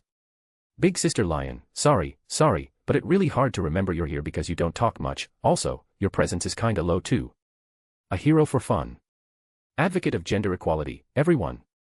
Oh, you reminded me. We have a harem king, a harem queen. Shouldn't she has the ability to change genders, or maybe I'm tripping. Big Sister Lion, ah. Bree, she what? Advocate of gender equality, ah, forget it. FGO is always confusing. Bree, don't try to avoid the question. And why am I typing here while you're next to me? Misaka's eyebrow twitched while looking at the screen. She felt if this continues, it would become a bad habit eventually. Advocate of gender equality, anyway, the new member knows you very well, stupid angel. Annihilation Maker, admin I don't know what you're talking about, retarded human. Advocate of gender equality, oh I. Don't try to pretend.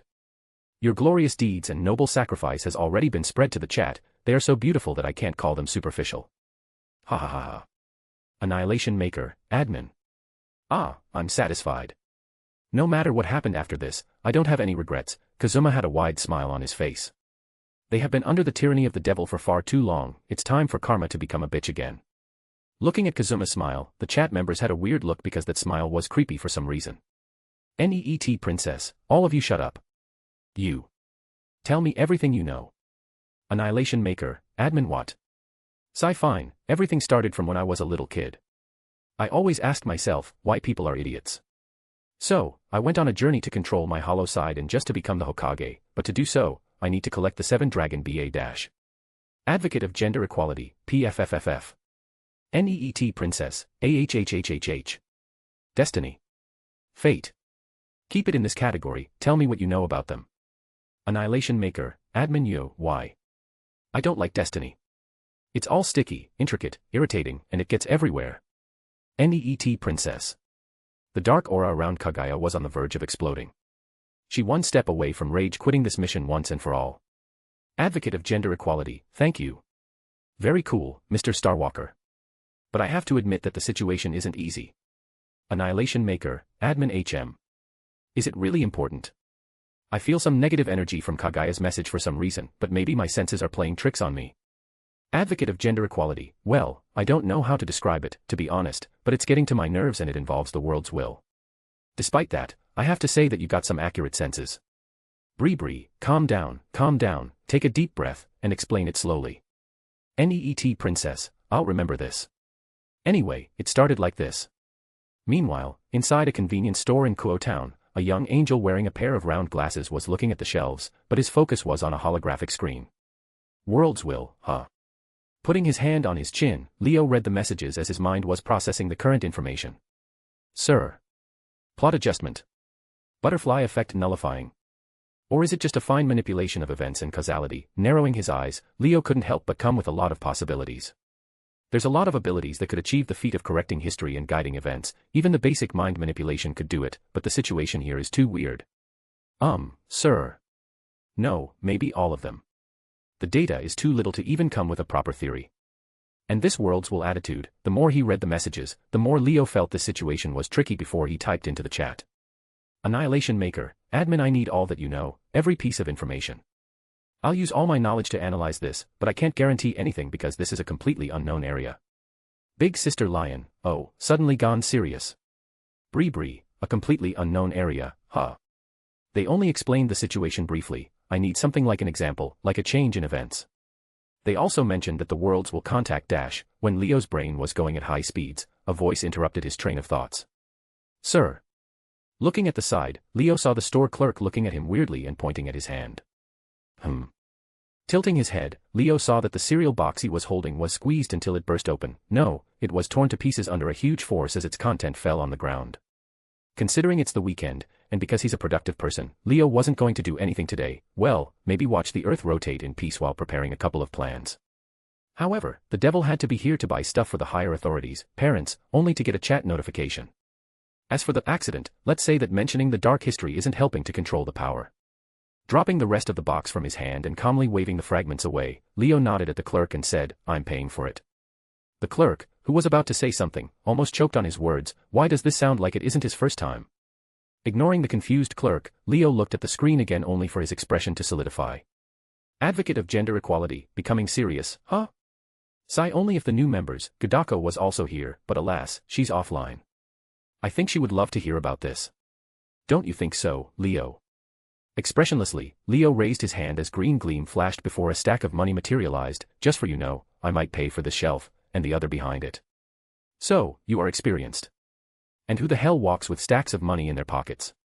No, why do you want to break stuff in the first place? What a weirdo. The poor clerk, who didn't seem to notice the supernatural event for some reason, was completely confused and decided to leave while wondering, is this the world of the rich?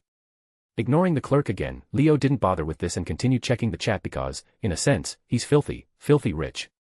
As long as humans' blinding greed laid an eye upon something, a sin will be committed. And as long as the snake of wisdom reaches it, a record will be made. Using the second noble phantasm, Leo is able to summon and materialize those records, which means full access to the wealth with human attributes. Although because of the restrictions, this noble phantasm is heavily limited, but materializing papers completely is simple. Even throwing gold bars like a machine gun is also possible, especially because this world's rules are much looser than Type Moon. NEET Princess, and these are that world's will words. He said that he'll contact us tomorrow, which I have no idea about what'll happen. Annihilation Maker, admin I see, so he was the one who pinned that picture, huh? Bree, focus on the important stuff. Annihilation Maker, admin this is important. It looked like he was trolling you, which is true by the way, but it also played the role in throwing you off and reducing your concentration and vigilance, so he can control the conversation from the start. Advocate of gender equality, bruh. What do you have in your brain? Annihilation Maker, admin, my brain is in other dimensions, which you can't comprehend. Advocate of gender equality, another step away from humanity, huh? Annihilation Maker, admin, your humanity is a disgrace to the godly sword in your hands. NEET Princess, enough. But now, you mentioned it, he did that a couple of times. Hold on, why couldn't I see it? I'm not dumb as Kazuma. Advocate of gender equality, oh I. Leo's eyebrow twitched from this response, but the main reason was because, in the corner of his eye, he was able to see a blonde hogue from the shelf corner as a gaze was focusing on him. Annihilation Maker, admin, anyway, let's take a step back to the very beginning, and try to. Let's not talk about the occult for now, but just to make sure, you guys, know a thing or two about high-energy physics, right? Big Sister Lion. Advocate of gender equality. A hero for fun. Bree, raise one hand slowly for anyone wondering, it's also called particle physics. Advocate of gender equality, I see, so it was that. Ha ha ha, silly me, but do you know what's funny? That isn't helping. NEET Princess. Right. Annihilation Maker, admin. Fine, I'll try to simplify it. The strongest men in the world, ahem, what are the particles, and physics? Staring at the screen with empty eyes, Leo finally realized that between the limited data, knowledge, and the pain in the soul that sting his brain, explaining this will be challenging. Chapter 140, Konosuba Side Part 25. So, how can you explain to someone, who is in ignorance, a full system of complex meaning? Taking into consideration that the said person didn't even have a starting point in such things. Well, if they are close, you can use information implanting, memorizing, or any spell in that category, but sadly, Leo doesn't have such convenience. Maybe this is one of the drawbacks of knowing a lot of things beyond humans' understanding. Even 93, Iwas, only gave the knowledge to Aleister Crowley when he was a very powerful magician. Sighing helplessly, Leo just accepted the situation. There's no point in thinking too much about it. It's not like he'll explain how and why the microcosmic forces interweave with the macrocosmic forces. Annihilation Maker, admin, there's no helping it and it isn't anyone's fault anyway. But now I look at it, in a sense, we have two members in the Aeon of Isis. Advocate of gender equality, the what? Annihilation Maker, admin, it's something much more complicated, so don't worry about it. Anyway, let's start with the basics, which all of you should be able to understand easily. You know what our job and main mission in this chat, right? Walking away from the shelf and ignoring certain eyes on him, Leo kept typing in the chat with his mind. However, some of his calculation power gathered on his hand. Bree, help the entities called the world's wills by stopping the abnormalities, which are the agents of outer gods and multiversal spaces. Annihilation Maker, admin, correct, but I need you to focus on the word help. In fact, our main focus is to help the world's will in the problems that generate from external factors. The agents of multiversal spaces and champions of outer gods just happen to be one of the major problems. Big Sister Lion, so, you want to say we're still doing our job, just the way inform changed, huh? That sneaky world's will. Annihilation Maker, admin, he wasn't really sneaky, but okay, moving on. I would like to tell you that because of this job, the moment you join, you'll probably get the biggest payment from the world's will, which I still think it's some sort of an apology for the clickbait. It's a chance to change and bend that fate of yours. Advocate of gender equality, now, you mentioned it. Those clickbait. The world's strongest men, bend our fate. Annihilation Maker, admin, knowledge is also power. With the information about the original trajectory, you have the initial ability to change events. In this aspect, we don't differ much from the agents and champions of the outer gods. We both have the ability to change the original trajectory easily, mostly because we can also be counted as anomalies. The moment you got this chat room, the original trajectory of fate has changed. Some of you were supposed to experience different events, one of you was even supposed to die, and we originally weren't supposed to meet at all. Big Sister Lion, I guess you're talking about me, huh? Bree, that file you guys sent about Leon's world. Big Sister Lion, don't be like that, Mikoto-chan.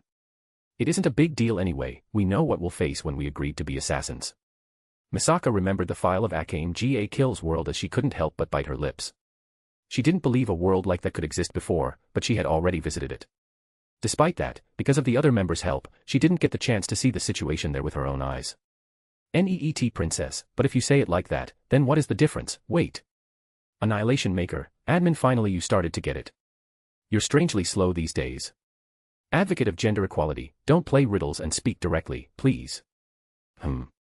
While reading the chat, Leo lifted his eyebrow before looking down. A few sparks, particles of light, and electricity arcs were appearing without a warning around his hand. The balance was really distorted. Leo frowned before he cancelled his power. He was about to use the energy in the 11th dimension to teleport some stuff, but apparently, there's some deviation in his usual formulas and calculations.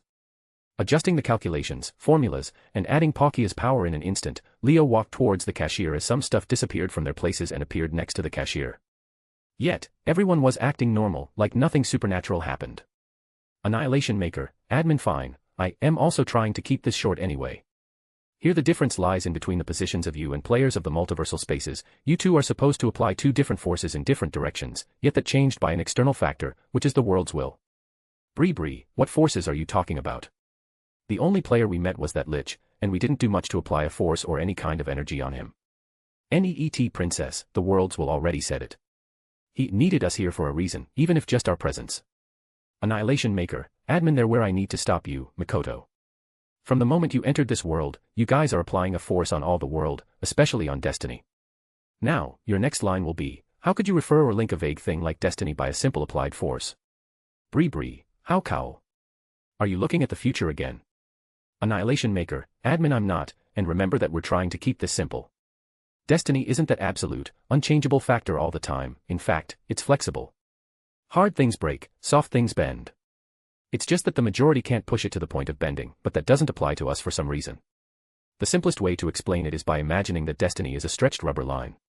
All the acts that go against the established trajectory, which are all the changes that you may intentionally or accidentally cause, are like applying a force on the line and bending it. Neet princess, honestly, I can see that with the ways this worlds will keep changing stuff. Annihilation Maker, admin I see. But keep in mind that there isn't one single line, there's a bunch of them, so if you bend a line, there's a chance for it to interact with others. Moreover, there is always a difference between the requirement for each change. After all, changing what you'll eat for breakfast can't be compared to changing the moment of your death. Of course, without forgetting about the consequences of such acts, yet we are spared from all those annoying stuff. Neet princess, but if you bend it, a force will be applied back.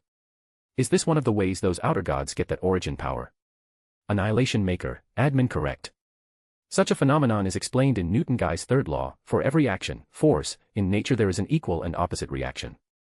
Destiny is a vague concept, it's not like the opposite force will come and slap you, to be honest, that'll be interesting to watch. But sadly, it'll appear in ambiguous ways, like a change in luck or unfortunate events. This is why most gods were afraid of those destiny-related deities because it's such a pain to mess with them. Theoretically, the outer gods use such acts by sending their agents to wreak havoc, then absorb the energy generated. This is why they love to boost their agent's ego to let them act recklessly and control them better. Thus, the easiest way is to give conquering quests or world-ending ones. Here comes the difference between us and them, the power generated by our actions will go directly to the world's will. Those guys are stingy, so they won't let it go to waste in some bad luck. The best theory I can come up with is that they use it to recover the damage we cause, yet, they are a lazy bunch that doesn't want to work. Oops, my thoughts on my world's will slipped, moving on. For the old man and the unprofessional assassin, think of the time that you punched something hard and felt pain and resistance in your fist, that's the opposite force. Big Sister Lion, I see. Bree, I'll explain it for you later. Big Sister Lion, thank you. Leo stopped and gave the chat's members a moment to comprehend the current information. To be honest, such a subject is nearly impossible to explain fully and be tackled from all sides in a short period. These are still rather very simple, yet. I think the word simple is different between me and them. Shaking his head, Leo glanced to the side as his eyes met the current stalker. The stalker turned his head away while crossing her arms, but Leo had an expressionless face while saying, "Are you still mad?" Humph. Nero puffed her cheeks at Leo's bland question. I see, nodding, Leo walked calmly toward the cashier, leaving Nero, who was angry because she turned into a class card, madder because of his nonchalant attitude. Bree, if you explain it like this, does destiny have effects on scientific laws? Annihilation Maker, admin even if science is strict and its rules are heavier than magic, there's still a chance for variables to appear, for example, interactions between particles, even Newton's third law isn't universal. I would like to go in-depth in this subject, but looking at the situation, I'll go straight and tackle the main problem. What is Konosuba Worlds will doing and why did it do it? I need to remind you that this part is pure theories, even the upper part still has theories in it. Like I said, this is a completely unknown area. The strongest men in the world, Big Sister Lion. Okay. Whitebeard closed his eyes like he's trying to understand, but honestly, he was already lost from the moment that Newton or whatever his name was mentioned. Leone also kinda gave up. Now, she can only hope to understand later, or maybe she'll just follow the assassin's rules and only do the job without understanding why. Advocate of gender equality, now, you lost me. Well, I should have expected this from Destiny-related stuff. Annihilation Maker, admin, there's no helping it, so let me just finish it. The world's wills, or at least what I saw until now, always aim to reduce the losses and consumption. First, you and players are two different parties applying different forces on the Destiny. Rather than the multiversal space absorbing that generated energy, the world will interrupt it and gather it all. We can assume that because this world's will doesn't seem to be putting the intruders in his eyes.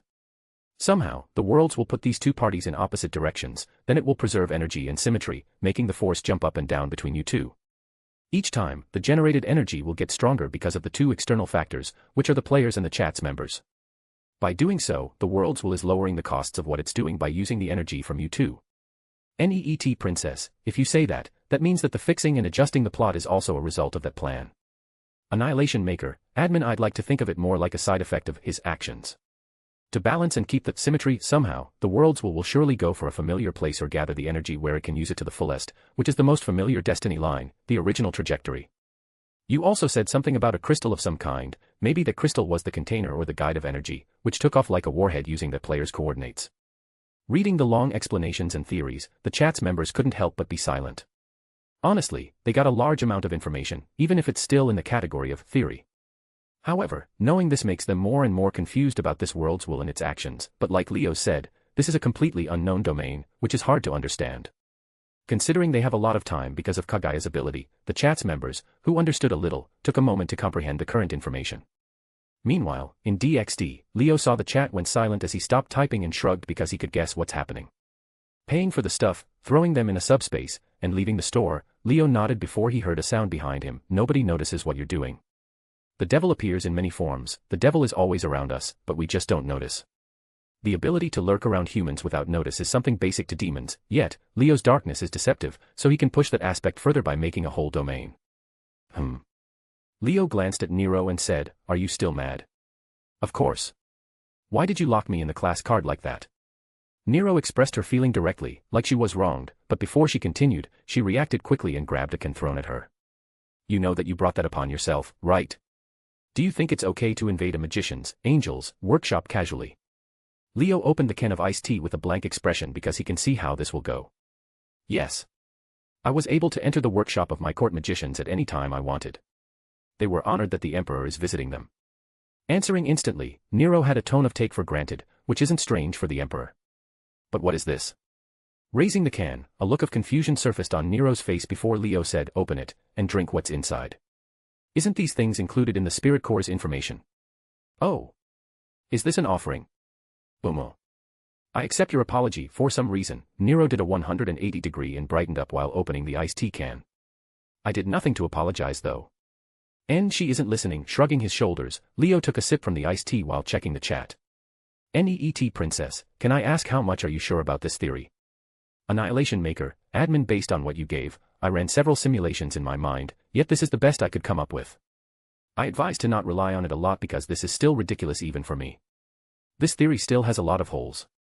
For example, the amount of energy generated. Taking the Tree of Life theory as a reference, the world is split into 4 layers.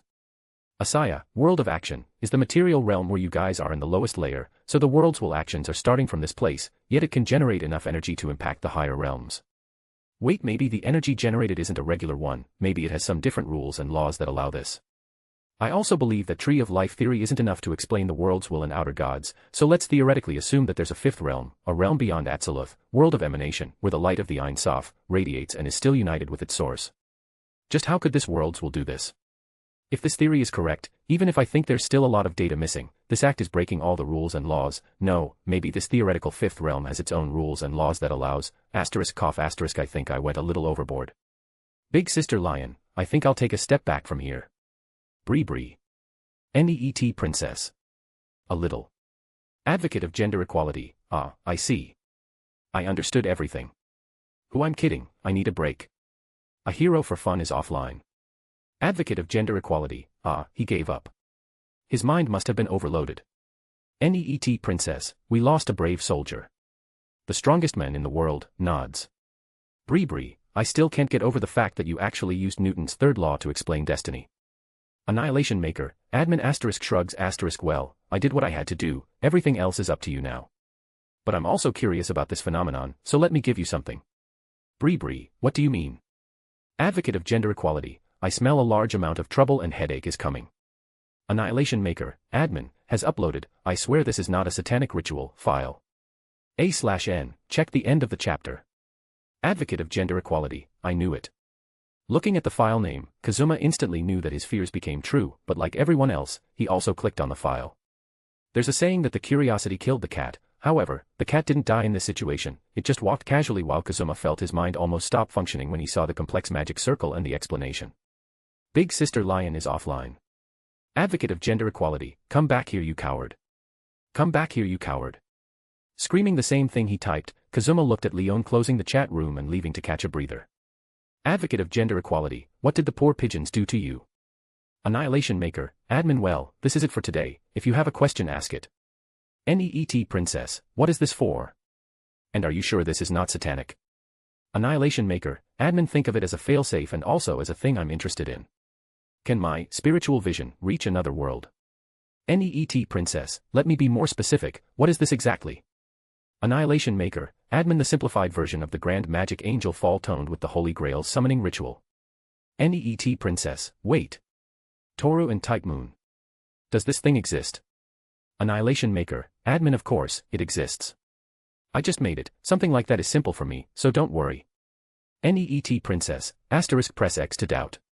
JPG *. Advocate of gender equality, I take it back, I admit you're so knowledgeable, but just stop, please, my mind can't do this anymore. And how do you expect this to work?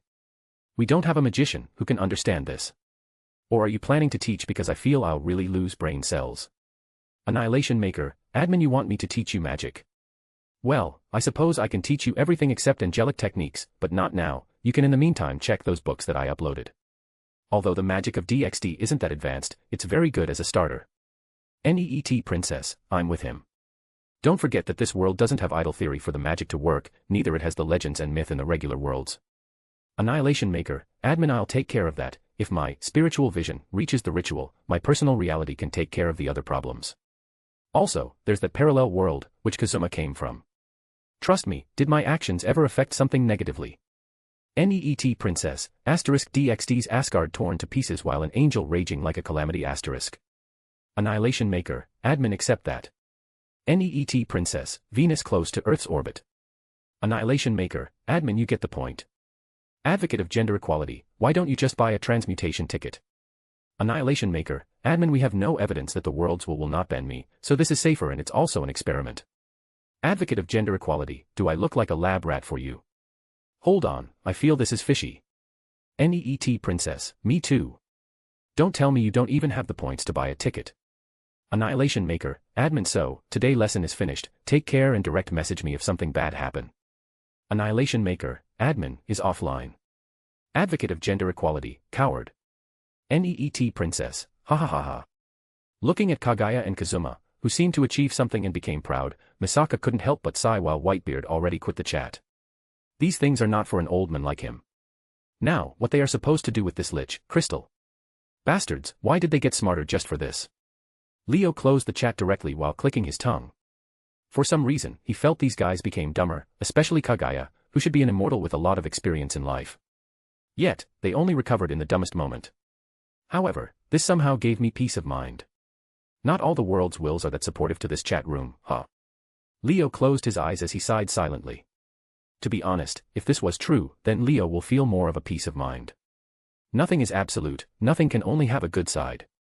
Knowing that the worlds will might have different opinions on this chat room, from supporting, neutral, and maybe rejective, is much more believable for Leo than blind trust. The support should be root and maybe DXD, the neutral is only Tora for now, and somehow between rejective and neutral is Konosuba's world will. Ugh, although it isn't all that obvious, I smell the disgusting politics, Leo shuddered at one of the most hateful things for him. What happened? Nero saw the sudden burst and asked, but Leo only shook his head and said, nothing important. I wonder what'll happen now. Looking at the sky, Leo's thoughts couldn't help but drift, then he was pulled by Nero. Hey, what is that? Nero spotted something at the commercial street of Ko. Idol's stuff. Japan is filled with those, Leo responded casually, but then Nero's eyes sparkled and said, let's go and check it. What? Sigh fine, counted as the unfinished thanks. Leo felt this will be a major pain, yet he sighed and walked forward. Nero stopped for a moment before she guessed that he meant the time in the previous reality, so she smiled and said, although there wasn't much to be thankful at that situation. Leo didn't answer, neither did he stop moving, which made Nero's smile grew up wider before dragged him and said, only for that. Ugh, I'm already regretting this. Leo just fixed his glasses while thinking of what the next step he should take. Well, he might start by having a talk with someone. Meanwhile, in a special space, DXD Worlds Will, who was watching the show with interest while laughing, shuddered. Vision, spiritually a vision is something seen in a dream, trance, or religious ecstasy, especially a supernatural appearance that usually conveys a revelation. Visions generally have more clarity than dreams, but traditionally fewer psychological connotations. Visions are known to emerge from spiritual traditions and could provide a lens into human nature and reality. Prophecy is often associated with visions. Details zone. File, I swear this is not a satanic ritual. First, you need to draw this magic circle by using the blood of 3 pigeons/doves. The caster should use a brush made from his, her hair or their old cloth, but in this case, we can ignore it. Also, you can use chalk, but you need to soak it in the blood of pigeons/doves. 3 doves/pigeons means the Holy Spirit and also sacrifice. Secondly, when drawing, you don't have to aim for absolute perfection. Those small flaws can also represent distortion, so they are good to have here. Thirdly, after you finish drawing, you need to fix the symbolism of the spell. You require the following.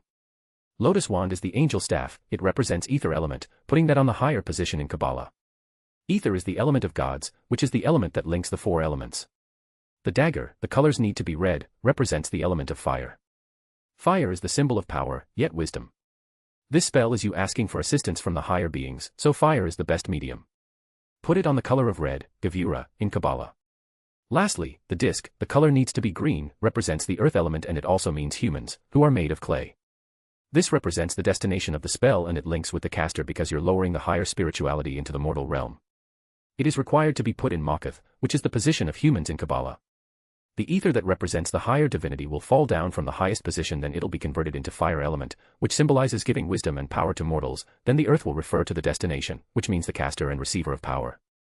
Usually, I would like to include the 4 elements, but considering that I'm doing the heavy lifting, these 3 components focus on the Holy Trinity and the higher heaven. This is an act of giving the priority to have contact with the higher realm more, which means you're linking it with me. The spell will drag my spiritual vision through Kabbalah positions into the mortal realm. It's an act of making an angel fall, yet because I'm also a beast, using the summoning ritual will make it much more simpler, especially because there are humans in the opposite world. If the experiment was successful, this ritual will be a failsafe if things went out of control. Yet, I suggest stopping the spell immediately if you felt something wrong. I don't know how it'll manifest for you, but using a technique like this will usually result in toxins because the spell is beyond your mind understanding, especially because it'll be linked to me. After all, I'm still an angel that humans can't comprehend. Warning. There's an additional step in the ritual that I like you to don't take unless it's absolutely necessary. It's taking the lotus staff and erasing the highest crown, Keter, from Kabbalah during the ritual. Have fun, smiley face. Chapter 141, Konosuba Side Part 26. After Leo left the chat room, the group fell into a complete silence, but it didn't take long for them to recover. They came with questions and left with more questions, which is really a helpless situation, but there's nothing to do about it. The universe is always full of mysteries. How many people spend their entire lives and more to understand those secrets, yet the more they find, the more they'll understand how small they are and the road is still very long. The current chat's members aren't scientists or explorers, neither do they have the passion of those people, so at most, they want to understand the basics before acting. Alas, at the end of the day, such subjects and phenomena related to the world's wills and other higher entities are really beyond their domain. No, it's beyond anything that isn't on the ranks of those entities or higher. Even if they got some theories and understanding from a higher being, Leo, such knowledge without a base made them more confused, even if it cleared some questions, like what their presence can affect the world and a theoretical explanation to destiny. Now, what? Kazuma scratched his head while looking at everyone in the room. He asked casually, but for some reason, he felt a stubble change in the atmosphere as drops of sweat gathered on his forehead. What do we do now, you say? Kaguya habitually covered her mouth with her sleeve, but Kazuma could still see the small smile on her face, which made him get a terrible feeling. From everything that happened, it seems our employer doesn't care much about what is happening, or maybe everything is under control. This is really a dilemma. What are we supposed to do? Kaguya hummed slowly, but the more she's acting like this, the more Kazuma's sense of danger increased. Even Misaka started to feel something wrong, but before they reacted, Kaguya waved her hand as several energy bullets appeared from thin air. Filling the sky above them like stars in the night, the bullets with different colors shone beautifully in this grey timeless place, but they were exuding a dangerous breath as they flew towards Lich Crystal, leaving trails of light. The bullets were filled with a lot of energy that made Whitebeard tighten his body because he felt a threat from them, but Kaguya seemed to have super control as all the bullets hit Lich Crystal directly. However, when they hit Lich Crystal, they melted like snow in the summer. Disappearing without raising any ripples, like they never existed, the bullets vanished while leaving sparks of colors that mostly disappeared, but a small amount froze in time. I knew it wouldn't work, then it seems that only the other approach is available. Looking at Lich Crystal, safe and sound from an attack that would send Whitebeard into hospital easily, Kaguya still frowned when her speculation was confirmed. Kazuma and Misaka stood in their place as they didn't find a word to say. The volume and size of that attack were enough to raise this place into the ground tens of times. What would happen if she couldn't control it? Are you trying to murder us? Kazuma snapped as he screamed, and Misaka looked at Kaguya with a questioning gaze. Leon returned to the room after Leo logged out, but she stumbled into this scene. Looking at this farce, she felt like she should just wait outside, but then, she just sighed and walked toward them. Relax, I'm in full control. Kaguya waved her hand casually, indicating that she can freeze the attack or cancel it at any moment, so there was no danger. What are you trying to do? Whitebeard stood up and asked with a frown. From what he understood, the Worlds will needs the player, or at least this new version of him, but Kaguya is directly trying to destroy him. Me. I'm just doing the job that this chat room gave us. Is it strange? Looking at them weirdly, Kaguya tilted her head like she's stating the obvious, and Whitebeard's question was the strange one. Doing the job that this chat room gave? Do you mean? Whitebeard frowned for a moment before glancing at Lich Crystal. Realizing what Kaguya meant, Whitebeard walked towards Lich Crystal, while saying, "Isn't this useless? We already tried a couple of times, unless you have a new way. But even so, isn't this going against what this Worlds will want? From what I got, it needs both sides." Whitebeard raised his Naginata, which is filled with Quake Fruit's power, before slamming it on top of Lich's Crystal head. The situation with Kaguya's attack was repeated as Whitebeard's Naginata stopped on top of Lich's head without causing any damage. This is different from the frogs. The frogs are immune to most of his attacks, but they don't make them disappear, yet Lich Crystal gave him the feeling of a bottomless hole where all his strength vanished pointlessly. You know, we got enough riddles for today. Can you just feel sorry for us and say things directly? Kazuma said with a blank face that seemed to be one step away from giving up on life in this whole situation. She meant that'll go and clear the rest of the remaining players, although I don't know how. Leon put her hand on Kazuma's shoulder and said with a low sigh. Oh, our original pointless quest. Kazuma also sighed. Didn't that option fail badly and prove to be useless? Misaka didn't notice that she rubbed the salt on the wound because all the members remembered the effort that they wasted on it. Yeah, even the Worlds will said it's impossible, but I had enough. Kaguya threw away all the Princess of the Moon's image and screamed. This Worlds will kept playing all the time with us, and now it wants to play another game. Go to die. Releasing all her feelings, Kaguya started to breathe heavily for a moment before she calmed down. Yet, the chat's members were speechless by this act, but they also relate to this. I don't know what changed after this Worlds will achieved its goal, but do you know what? Fate, destiny. I don't want to understand anymore. I'll just do what is requested in this main mission, which is to find and destroy. Kaguya's expression became completely serious and majestic, which would be more believable if they didn't see her previous breakdown just now. Then, what do you suggest as a solution for this impossible problem? Whitebeard said calmly, but his raised grin showed that he already agreed. Impossible? Who said that? Ah, it's the World's will, but why do you believe it? Where is the proof? What guarantee that it isn't another mind play, so the Worlds will can guide our thoughts to believe that the solution it has is the only option? Kaguya's words stuck like a hammer on the head of the chat's members. The Worlds will is tricking them again. Honestly, they can't deny what she just said. They even believe that it's very believable after all what they experienced. Let me ask again, how do you plan to do this? Kazuma asked helplessly, but he has to admit that Kaguya's words are making too much sense. Nothing, we'll just act like ourselves. That's all. Seeing that they didn't understand, Kaguya sighed and explained more. Although this mission isn't easy, especially with the Worlds will around, it isn't completely impossible. Kazuma, I have a confession to make, Kaguya said slowly as she looked at Kazuma seriously. A confession? Kazuma asked, which made Kaguya nod and say, considering this is your world, I was always trying to go easy on it, but now, everything has changed. If the world is going to use us, then, we'll also use the world. Kaguya's spirit reached a very high state and it even started to infect the other members. Whitebeard. Didn't you want to make a guild? I remember its name was Whitebeard's Guild, Kaguya said with a grin as Kazuma's expression became pale. A wider grin appeared on Whitebeard's face before he said, yeah, what about it? We can start with that. With Kagaya's words, Whitebeard's grin turned into a loud laughter. Gwahaha. Oi, wait a moment. Kazuma tried to stop this, but Kagaya didn't stop and said, Leon, how much confidence do you have to not be detected by magical means? I wouldn't say a lot with only my abilities, but I can use these thief job skills to manage, Leon shrugged, which made Kagaya nod and say, I have the coordinates of the capital, I want you to infiltrate there and gather as much as possible of information. No need to engage in any battle. Do I have any choice in this? Leon sighed while lowering her hands helplessly, but Kagaya just lifted her eyebrow and said, of course, you do, but I don't think you'll refuse. Well, I was getting bored lately. Leon raised her hands like surrendering, but her eyes seemed to carry a playful meaning of excitement. Misaka-san. Kagaya said as Misaka reacted immediately because of the atmosphere and said yes. I believe you can control your lightning very effectively, so you'll play a role in the convincing aspect and I may need your help in something very important, Kagaya said with a smile, but Misaka rendered lost as she said, convincing. And you Kazuma? Kagaya looked at the panicking Kazuma in the eyes before she smiled sweetly and said, you'll be in charge of some negotiation with some people. What? When? Kazuma's brain short-circuited before he recovered and said, wait a goddamn moment. What are you trying to do and who I'm Sue, don't ignore me. Ignoring Kazuma's screams, Kagaya clenched her fist and said, no matter how much it'll take, even if rendered to chaos, we'll flip this world upside down if it's needed. Ah, this feeling is very good. Kagaya has to admit that playing others' games is very annoying, unlike making our own, but they don't have that luxury, so they'll use the current rules and flip them over. They'll throw this world's order into chaos and from that mess, they'll try and find a way to solve this problem because all the normal and orderly solutions didn't work. It's time to go casual. I'm really going to regret this. Kazuma gave up, but even so, he has to admit that this flaming atmosphere is affecting him. He's just hoping that he'll not find his name in the world's most wanted criminals after this is over. I guess this is it. We have been in this time stop too much that I forget about it. Kazuma noticed that the surroundings were still frozen, especially his frozen teammates. Bumping his fist on his palm, Kazuma got an idea as he said, do you still have that marker in your sleeve? Yeah, but why? Kagaya took the marker from her sleeve and gave it to Kazuma. Thanks, and don't worry.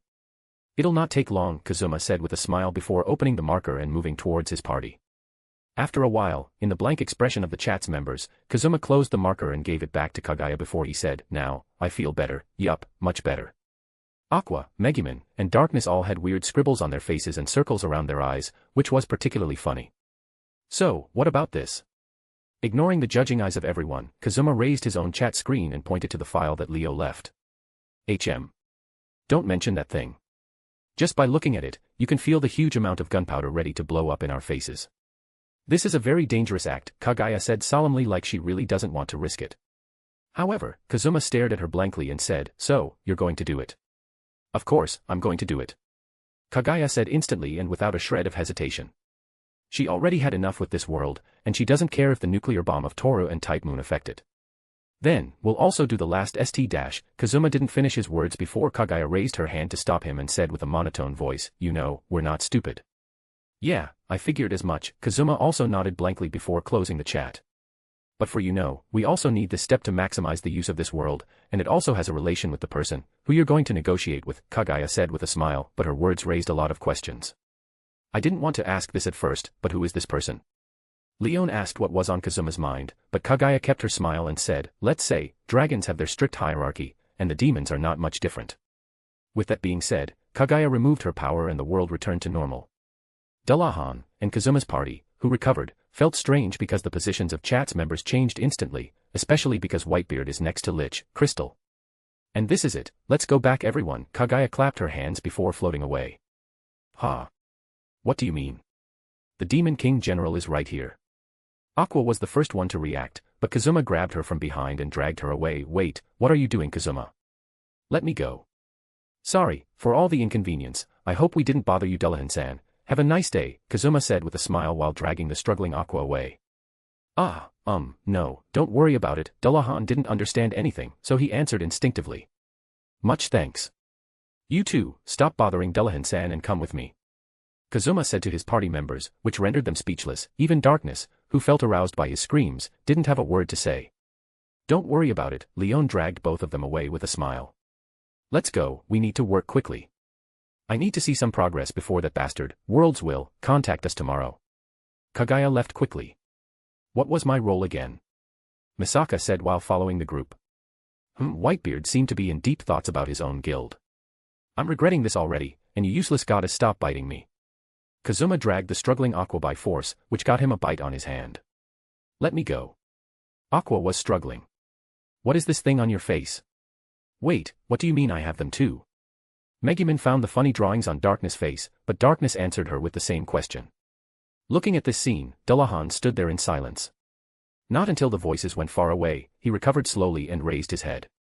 The whole castle was almost destroyed, which allowed him to see the vast sky before he said in a small voice, "What just happened?" "What a bunch of weirdos, no, they are retards. I had enough, Axel is scary. I'm going back." Dullahan felt that he got a physiological shadow from this encounter as Lich Crystal tapped his shoulder. And with this, the fight between the Demon King's general and Chat's members ended in a peaceful manner, which shows how civilized and peaceful both sides are. They are really wonderful role models that everyone should follow, yes, indeed. Chapter 142, Konosuba Side Part 27. When the group decided on their next course of action and awaited the World's Will's message, 2 other people were already planning their next steps, despite having much more trouble. 2 people were walking slowly in the green lush forest near a town at a good distance away from Axel. They were a man and a woman, with the former dressed as a rogue and the latter dressed in a combat bodysuit. Their pace was steady and quiet, as if they were taking a walk, but they didn't seem to be appreciating their surroundings. Instead, there was a rather tense feeling between them. 2 people wandering casually through the forest with weapons would most likely be adventurers, but these 2 were different because they gave the impression that they were always defending against each other. What is the meaning of this? Looking around at this forest devoid of intellectual life, Kyle came to a halt and turned to face his teammate, Susan. Despite his expressionless face and calm gaze, Kyle's frustration and rage could be heard in his voice as he held his dagger. Susan, who was walking with a little grin on her face, came to a halt a few meters from Kyle and asked, "Oh, are you going to do it?" "It depends on what do you know about this." Kyle clenched his dagger as his muscles tightened. "What about me? I don't know much better than you, so why did you think I did?" Susan's grin remained as she spoke casually. As if she didn't notice Kyle's blatant threats. Despite her demeanor, her eyes were totally relaxed and concentrated on Kyle in front of her. "Save us some time and don't play dumb." Kyle said this with a blank look on his face, keeping an eye on Susan's every move. "I'm not sure, so why don't you figure it out, and maybe you'll be able to do something useful for once." Susan maintained her grin, but she immediately tilted her head when a throwing knife passed near her left cheek and was nailed to a tree trunk. "With all I've seen, you're really insisting on keeping this mentality considering the situation." Kyle's face was unchanged because he knew murdering this woman would be very difficult for him. He can hit Susan immediately and slice her throat before gene lock takes place from this distance, but he never knows whether she has a secret card or skill. She might also be leading him straight into a trap. As a result, dealing with other players is often the most challenging aspect of the mission. Knowledge is important in the horror space because it allows for preparation and planning to deal with various worlds' aborigines. The players are all very different. When you're about to kill one, a secret ability or hidden cards might appear, making the other players wonder whether they're taking them out of their asses, but then they remember they're doing the same thing, hypocrites. "Oh, you're not at all a gentleman. I thought you'd play the role of a weakling subordinate just to backstab me later." Susan spoke as if her words were mocking Kyle. "Heh, those things aren't even worth dirt in space, and I don't want to waste my time on someone like you," Kyle sneered. If it were anyone else, he might lower himself to achieve an advantage later, but this isn't exactly a good strategy against players unless you're absolutely certain.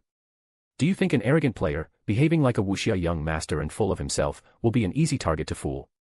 Think twice because the player is most likely only acting to draw smartass who think it is easy to play the protagonist. The majority of those players, who fell into this trap, either became free loot or cannon fodder. Politeness, sweet words, cavalierly, and kindness have little value in the space. Overall, in a life-or-death scenario, people rarely remember their families and lovers. Susan didn't say anything, but she slowly reached for her bow while Kyle clicked his tongue. While he does not want to sever this glass partnership too soon, the situation has changed drastically as a result of what he saw. He figured it would be difficult to find a hint at first, but after finding a town near Axel, he began to doubt his eyes, ears, and life in general.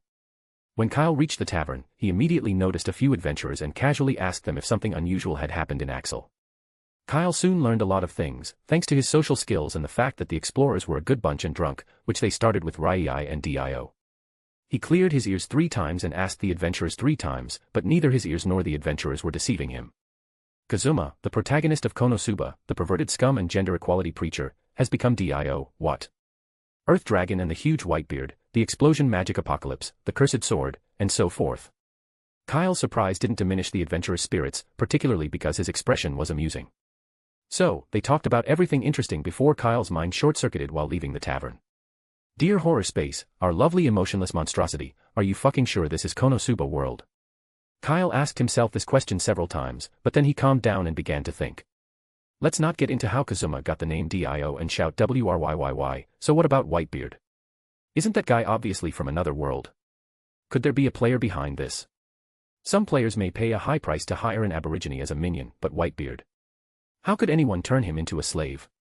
There couldn't be a player capable of defeating Whitebeard in sheer force in this layer, let alone having enough money to pay for the subordinate token, especially in the first layer of the horror space.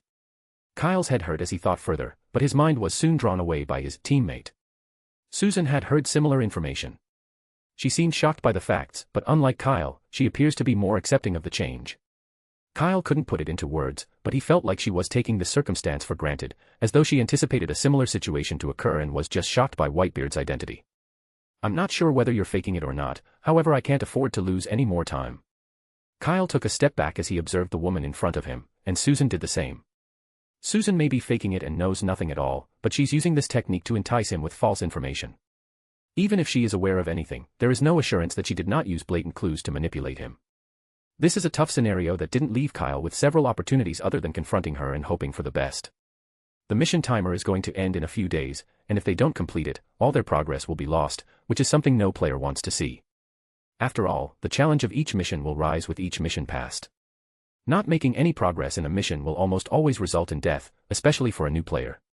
It seems you're adamant about your ideas, huh? Sigh, this may be a waste of resources, but there's nothing we can do about it. My wind will blow again. When an arrow emerged in her hand, Susan shook her head in disappointment. Alas, this mission is a complete failure, Kyle grumbled as his finger almost hit the give up button in secret.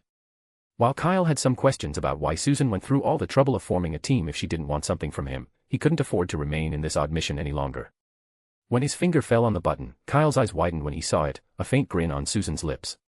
Your authority and stature are insufficient to exit the current mission. Without even looking at the message, Kyle dashed at top speed, turning into a bolt and passing Susan in an instant. PFFFF. Susan's head flew from her neck in a blur, and blood rushed to the sky. Kyle didn't even bother looking behind him as he maintained his pace and entered stealth mode. Around the same time, Susan became invisible before dissolving like a mirage, and the blood disappeared as though it had never been. Wait, what? Didn't you know this was a part of the special mission? Susan stood on top of a tree branch, pointing her arrow at Kyle's hiding spot, but he quickly moved. My, there was no need for such a strong response. We're both in this boat together. Do you still want to hear more about this mission? Susan lowered her bow because Kyle's position shifted so quickly that she couldn't get a direct hit. She. It wasn't a coincidence that we met in the woods. She's looking for me, so how and why? Because of a certain reward? Or is it a mission? As Kyle saw the horror space's note, he looked as if he had fallen into the abyss. Don't you want to hear a thing or two? This may be a matter of life and death for you in this situation. Susan had a troubled expression on her face, but Kyle was swearing in his heart, fuck you, and to hell with any mission with you. Yeah, shit. There's nothing I can do about it, I'll quit and wait for the mission's time limit. However, Kyle wanted to leave, but when he saw the horror space's interface, he became hesitant. You must be wondering, if the horror space made quitting impossible, there's a chance it'll change the time limit, right? You should already know the answer because of this special mission, Susan said softly, but she didn't get a response because Kyle was hiding quietly and his face was very ugly. However, I have no guarantee on that, so it seems the only solution is to keep walking unless you want to find out the penalty of the special mission, Susan said as Kyle clenched his fist tightly in frustration. She obviously wants to use him, but Kyle has hit a dead end. He didn't even have the option of asking Susan why she knew anything about this. Of course, he might flee now, but with the horror space's shocking attitude and the information he's learned about this world, he just didn't have a choice. Damn it, I hate these quick-witted people. Susan despised Kyle's swift wit, but it won't help him much in this case. Susan chuckled and quietly breathed a sigh of relief. The most complicated part of her scheme, luring Kyle into a dead end, was successful. This, as Kyle suspected, is a part of Susan's mission, but not as a player. The horror space is a fairly neutral entity most of the time. It doesn't favor players, and it certainly doesn't disturb them. Anything is processed according to the situation in order to maintain its own fairness, which is based on the basic rule of the strong flourishing and the weak rotting. The law, though, only applies when the horror space's interests are not on the stack. Kyle has never been in a position like this before, but Susan has. She also assumed the special mission wasn't that different until she learned it was a war between two different spaces. During that time, she discovered a lot of things, including the fact that the horror space isn't some all-powerful, unrivaled being. It's not like the novels where players battle to become the next Lord God or something. They are just soldiers here. In truth, they don't really deserve to be soldiers, they are most likely tools. Susan almost died a couple of times during the mission, but she survived and received the gene lock as well as a chance. An opportunity to advance above the level of a normal player. It's classified as an executioner. She doesn't know anything about this new identity, but based on the name, she can already guess what it does and who it is directed at. The current mission is a trial by the horror space to see if she is capable of becoming an executioner. Susan thought quietly while waiting for Kyle to make up his mind. With your intelligence, you could find something out in a normal situation, but this is one of those things far beyond your expectations. To be honest, there are still a lot of clues about how odd this mission is. Normally, when players begin a mission, they receive the message, loading replica XX, but this time it was, entering reality XX. Her mission is the same as everyone else's, except there's a little twist. The identity of devices is not as clear as it sounds. After all, a player can never believe that the horror space counts them as devices, whether they are dead or alive. Yeah, they are similar to the cold metal sticks in the horror space's eyes. Susan was angered by this fact, but at least she can escape that fate. One of Axel's planting points is already used by a player in her quest bar, leaving her with only one. Now she just needs to prepare the final device or, if the case calls for it, make Kyle die there, which also counts as a planting. The mission is now moving forward at a solid pace. She was concerned about Kyle's interference, but his lack of knowledge has left him almost unable to intervene. Susan would prefer not to be involved in these things if she had an alternative, but there isn't one. You can either push forward and step on others, or you can let others step on you. Just as she was about to say something else, the horror space's screen leaped in front of Susan and Kyle's faces. It was a bloody red screen with several alarm signs blinking in the background. Susan and Kyle both widened their eyes at the contents of the window as utter silence descended on the place. In the meantime, the members of the chat were busy at work on the new strategy. There's a lot to do, and there's only a little time before the worlds will arrive. First, Kaguya tossed Leon, who had a helpless smile on her face, into the teleportation spell that directly leads to the capital. She wouldn't even give her a bottle of alcohol. Misaka went to prepare materials for the spell, amid her mixed feelings about this apparently non-satanic ritual that continues to send demonic vibes. Minus Pigeon's blood, which she would never handle, Misaka went to the blacksmith to find some things and, most specifically, to make the odd lotus staff.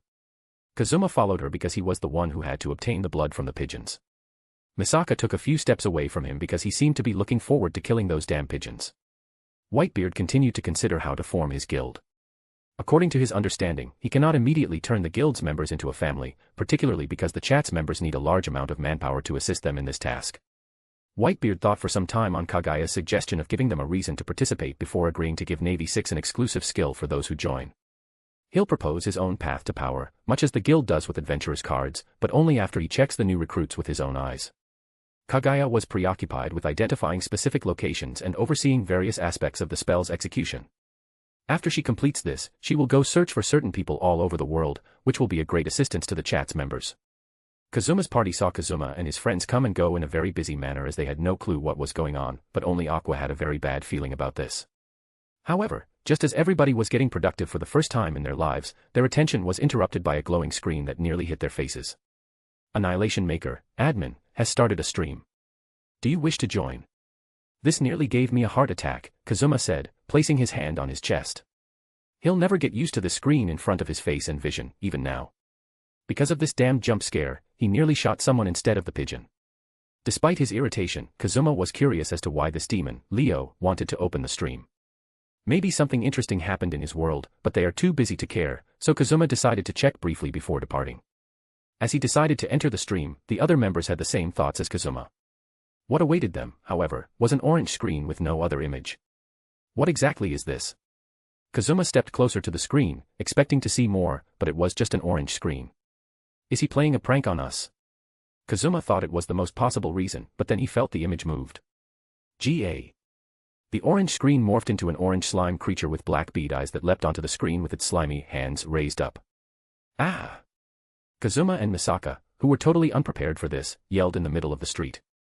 Hey, got him, Leo said as he approached the floating SCP-999 and gave it a high five while watching the reactions on the screen. Kaguya blinked her eyes, and Whitebeard had no idea what was going on. Leon had already left without taking a second glance.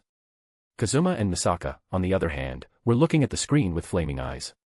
They'd have already punched Leo through the screen if they could. Yup, this is a normal day in this chat room. Chapter 143, Konosuba Side Part 28. An angel and a slime were staring at a holographic screen in Koa's commercial street, right next to the arcade, which was a completely natural and not bizarre event. The chat room went silent for a brief moment. SCP-999 was cheering for the prank's success, and Leo had a smug look on his face, which elicited a lot of hatred from the two who fell into the trap. Bree, Leo. Annihilation Maker, admin. Yeah. Bree, was that really necessary? Annihilation Maker, admin. Of course, I'm putting your adaptability and reaction time to the test. This is a critical part of being a magician. Advocate of gender equality, stop lying to me. Just say you need to satisfy your bad personality, there's no need to mess around. Annihilation Maker, admin. SMH, shake my head, you're such a moron. One of the most important characteristics of a mage is the capacity to respond rapidly. After all, you need to move immediately if anything goes wrong and your spell explodes in your face. Everyone looked at the screen as Leo was shaking his head in disapproval and showing a look of a mentor advising his students. Advocate of gender equality, go die. Please, go die. Annihilation Maker, admin. I'm afraid I can't, but on the bright side, you're stuck with me, smiley face. Advocate of gender equality. Bree, what have I got to do with magic? I'm a scientific level 5. Sigh, I hate you. Misaka was extremely enraged. Her rage is racing into the sky in the form of electric arcs, demonstrating how much her feelings influenced her AIM field. Annihilation Maker, admin. On the contrary, Mikoto, I quite like you. Kazuma was proud to see the Pika Railgun's vengeance deflate like a bubble of air until a crimson blush emerged on Misaka's face. Bree, what's that supposed to mean? Annihilation Maker, admin. As a friend. Advocate of gender equality, I knew it. NEET Princess, Fufu, Mikoto-chan. Bree. The chat members laughed heartily at this situation, but Kazuma wanted to walk away because he was afraid he'd die if he got too close to Misaka right now. Damn you, Misaka squeezed her fist tightly as more electricity emerged. A few thoughts began to form in her mind, the majority of which included electrifying Leo. Annihilation Maker, admin. So, what's up? Advocate of gender equality, heaven, this is where I want to send you right now. Annihilation Maker, admin. Funny, but I didn't laugh. The strongest men in the world, I'm forming a guild. Annihilation Maker, admin. I see, a revolt against the kingdom. The good old-fashioned human civil war. The strongest men in the world, I'd like to invite you to join my guild. Annihilation Maker, admin. You're inviting me. Do you realize how many organizations and people will gladly die just to hear a word from me? Even committing a handful of genocides in exchange for my teachings. And you're still asking me to join your guild. Advocate of gender equality, that sounds very dangerous. The strongest men in the world, yes. Annihilation Maker, admin. All right, I'm in. NEET Princess, so, what exactly do you want? It's not as if you started this stream for no reason. Everyone in the chat became serious when they read Kagaya's message. Annihilation Maker, admin. No, I just missed you. Why do you think I have a secret motivation for everything I do? Good grief. Advocate of gender equality, Leo lied naturally as he breathed. Bree, I give up, and why are you typing when you can just talk? The strongest men in the world, did you figure something out? It'll not be like the last time, right? Fine. I'm just experimenting and checking a few things. As an example, consider the time differential between the worlds. As far as I can tell, the time flow in both worlds became nearly equal when I began this stream. Leo's eye seemed to pierce through the screen to look to the other side, giving some chat members and a certain water goddess goosebumps. Typically, both users will use the chat room to chat without regard to time flow differences. Every message appears and disappears as if they were typing at the same time. This made Leo wonder if the stream feature, which he apparently requires as the main component of his spell, would work in this time gap. This chat room is a lot more exciting than I imagined, Leo said, his voice full of curiosity. NEET Princess, this is fascinating. So, if we keep this stream going, the time flow between the two universes will be almost equal, right? Is it the world's will or the chat room's ability? Who knows? And I don't think we'll find out why anytime soon, so let's get back to business. Leo shrugged his shoulders before he said, I have a lot to test, try, and quantify before I try the spell. If that big time gap remained, I wouldn't be able to complete anything, and we wouldn't have any hope of succeeding. NEET Princess, why do I get the impression that this is one major experiment from you? Gender equality advocate, I believe this is just a massive conspiracy because he discovered something interesting. I find your lack of faith disturbing, Leo said, his voice low and distorted in the middle. It sounded like a demon from a horror video game. Advocate of gender equality, WTF. However, Leo's voice immediately returned to normal and said, however, you're not technically incorrect. To be honest, all that was going on in the Konosuba world reminded Leo of the experiment that he was about to carry out in this world. This accident is now a perfect chance for him to put it to the test on a higher level. Bree, does this mean you'll keep the stream open at all times? That's exactly what I'm going to do. Misaka's words were acknowledged by Leo until he said, in the meantime, Novum, SCP-999, will keep you company. Novum waved his slimy tentacle enthusiastically as Leo stepped away from the window. Bree, Novum. 9 in Latin, seriously. NEET princess, slime stream. I'm not really interested. Advocate of gender equality, isn't the chat's window supposed to follow you everywhere? I changed the options, duh. Leo stated the obvious before walking away, but then he came to a halt and stared at the screen with frightening eyes. If I ever find out that one of you made Novum unhappy. Advocate of gender equality, oh I. Don't make threats lightly. NEET princess, oh. What are you going to do about it? Oh, really? Let us presume that heads will fly. Leo's eyes glowed with an ominous gleam as his hand stretched out and phased into space, causing ripples in the air. NEET princess, kill me. PFFF, why don't you? What is that?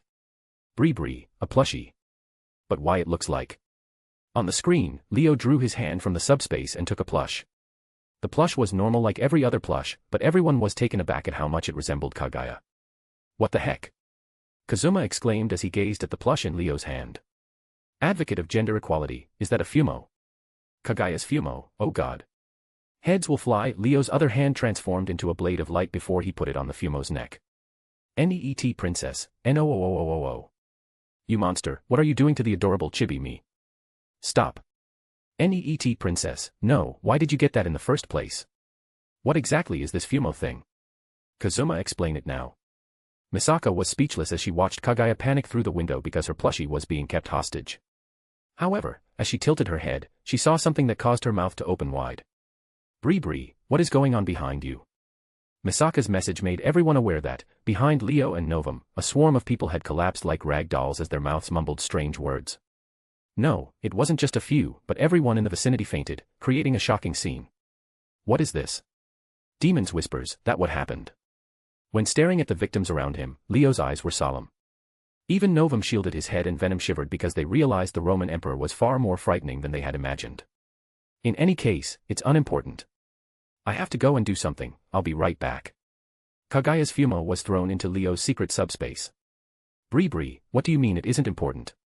Are they all dead?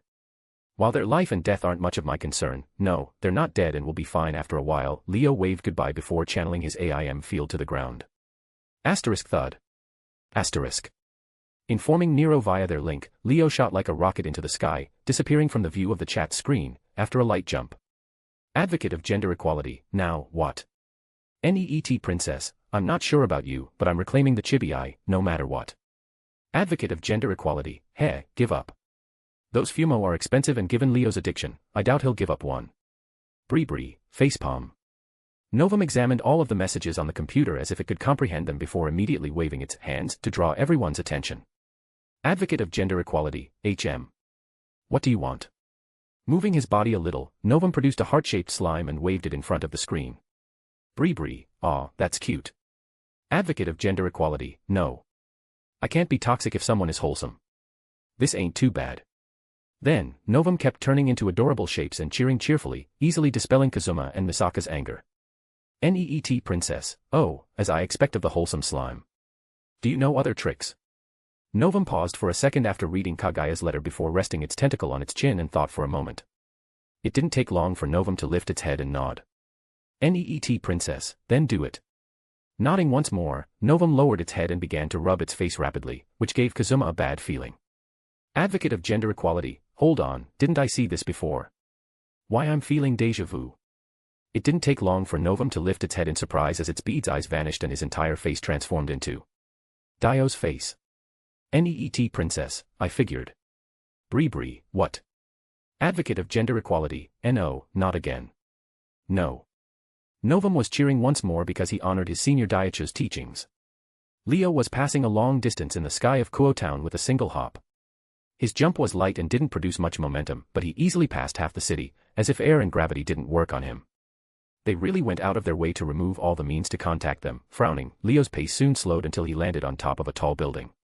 Leo looked down, unconcerned about the mildly heavy winds and high altitude, as he could see Ko Academy clearly from here. He came here for a certain purpose, even though his clairvoyance could see this place from anywhere in this Milky Way. So, if I murdered them all or kept them hostage, will the worlds will appear? Leo began to seriously contemplate this choice as he stared blankly at the old school building and the devils inside it because the world's wills took down his complaint feature in the chat. Chapter 144, Konosuba Side Part 29. Leo stood on the roof of the building, staring at the devils inside their base with his hand on his chin while contemplating the prospect of a school shooting on them. So, how did we get from a wholesome slime stream to an angel contemplating murdering the entire original cast of a world? Let's just say that the world's wills, especially DXD's, had had enough of someone spamming emails. Typically, contact between chat members and the world's wills is one way. If the world's will wishes, they will immediately enter the chat and send messages, then leave at any moment. In brief, you won't be able to meet the world's wills unless they want to communicate. But, as far as Leo knows, the admin has the ability to submit reports and suggestions, complaints, to the chosen world's will for the time being. This is a feature that helps to keep the chat orderly because you never know what could happen. However, because someone sent plenty of death threats and spammed thousands of emails all at once, the world's wills directly removed the option. So, looking at the situation, is Leo to blame? Yes, without a doubt. Who told him to spam the chat like a lunatic, but did he regret it? No way, no, and no. He realized that had almost no hope of getting his money back, so he wanted to ruin the day of those who took it. And now he's planning to include totally unrelated devils in this, so is he also at fault? Yes, according to human morals and perspectives, but does he care? No, and when did a beast and an angel care about human ethics and morals? Even humans, at times, are unconcerned with such matters. Wait, these guys aren't even humans. Suddenly, Leo's thoughts came to a halt, and a strange expression emerged on his face. In his defense, these so-called devils are behaving more humanly than humans. This is exactly what we're dealing with right now, huh? Leo sighed after doing a facepalm. How do you feel about this, Drake? Leo inquired, almost as though he were speaking to himself, as the tiny green orb on his necklace shone faintly. You, of all people, are asking me about this. Drake's tone was surprised, and he couldn't hide it. He hadn't expected Leo to ask him about it, but he went over and said, "You want to force the will of the world to manifest by using those devils?" No, in fact, I can't force the world's will to appear. Leo shook his head and admitted that if DXD world's will really didn't want to appear, he couldn't persuade it to no matter what he did. What are these devils, if that's the case? Is there something unique about them that makes the whole world care? Drake reasoned that anything like the world's will couldn't really be concerned about the lives of those devils. Every day, humans, plants, and creatures die and are born. The cycle of life and death has been a law from the dawn of time, but an entity representing the will of the world will not be concerned with those matters. To be frank, I'm unable to have an accurate answer. Except for the initial trajectory of destiny, these devils, in my opinion, are no different from any other living being on this planet, but for the world's will. Leo pondered for a moment before he said, often they sound like they care for them, and sometimes, it sounds like these main characters are all random ants in the vast world. This could all be a matter of perspective and circumstance since it could alter in the event of an outer god's attack or whatever, but I'm not sure. Leo shook his head, suggesting that his knowledge is insufficient to provide an adequate answer. A circle of light shone on Leo's finger, sparkling with energy, as he pointed his finger in the direction of the devil's base. Drake saw this movement and sensed something strange. He didn't pay much attention to Leo using his light power because he saw a lot of angels and fallen angels using it, but now that he looked at it, he noticed that the air around Leo's finger spun for a moment and was actually annihilated until it became light and energy, which was unusual for Drake. So, are you going to kill them and see what happens? Drake asked casually, but Leo removed the light circle and said, no, although there's a fair chance, I have a better idea. However, first, let's do this. Before doing anything, Leo looked up at the sky. Hey, DXD, I know you can hear and see what I'm saying, so I want to say I just wanted to talk. Seriously, I'd like to ask about something. There was no answer. After receiving the intended response, Leo shrugged and said, well, you left me with no options, let's do the plan. Which is? Drake inquired and Leo looked to the clear blue sky and said, we'll just follow that. Looking in that direction, Drake didn't see anything but a few clouds, so he asked, what? Look, how can you not see that abomination?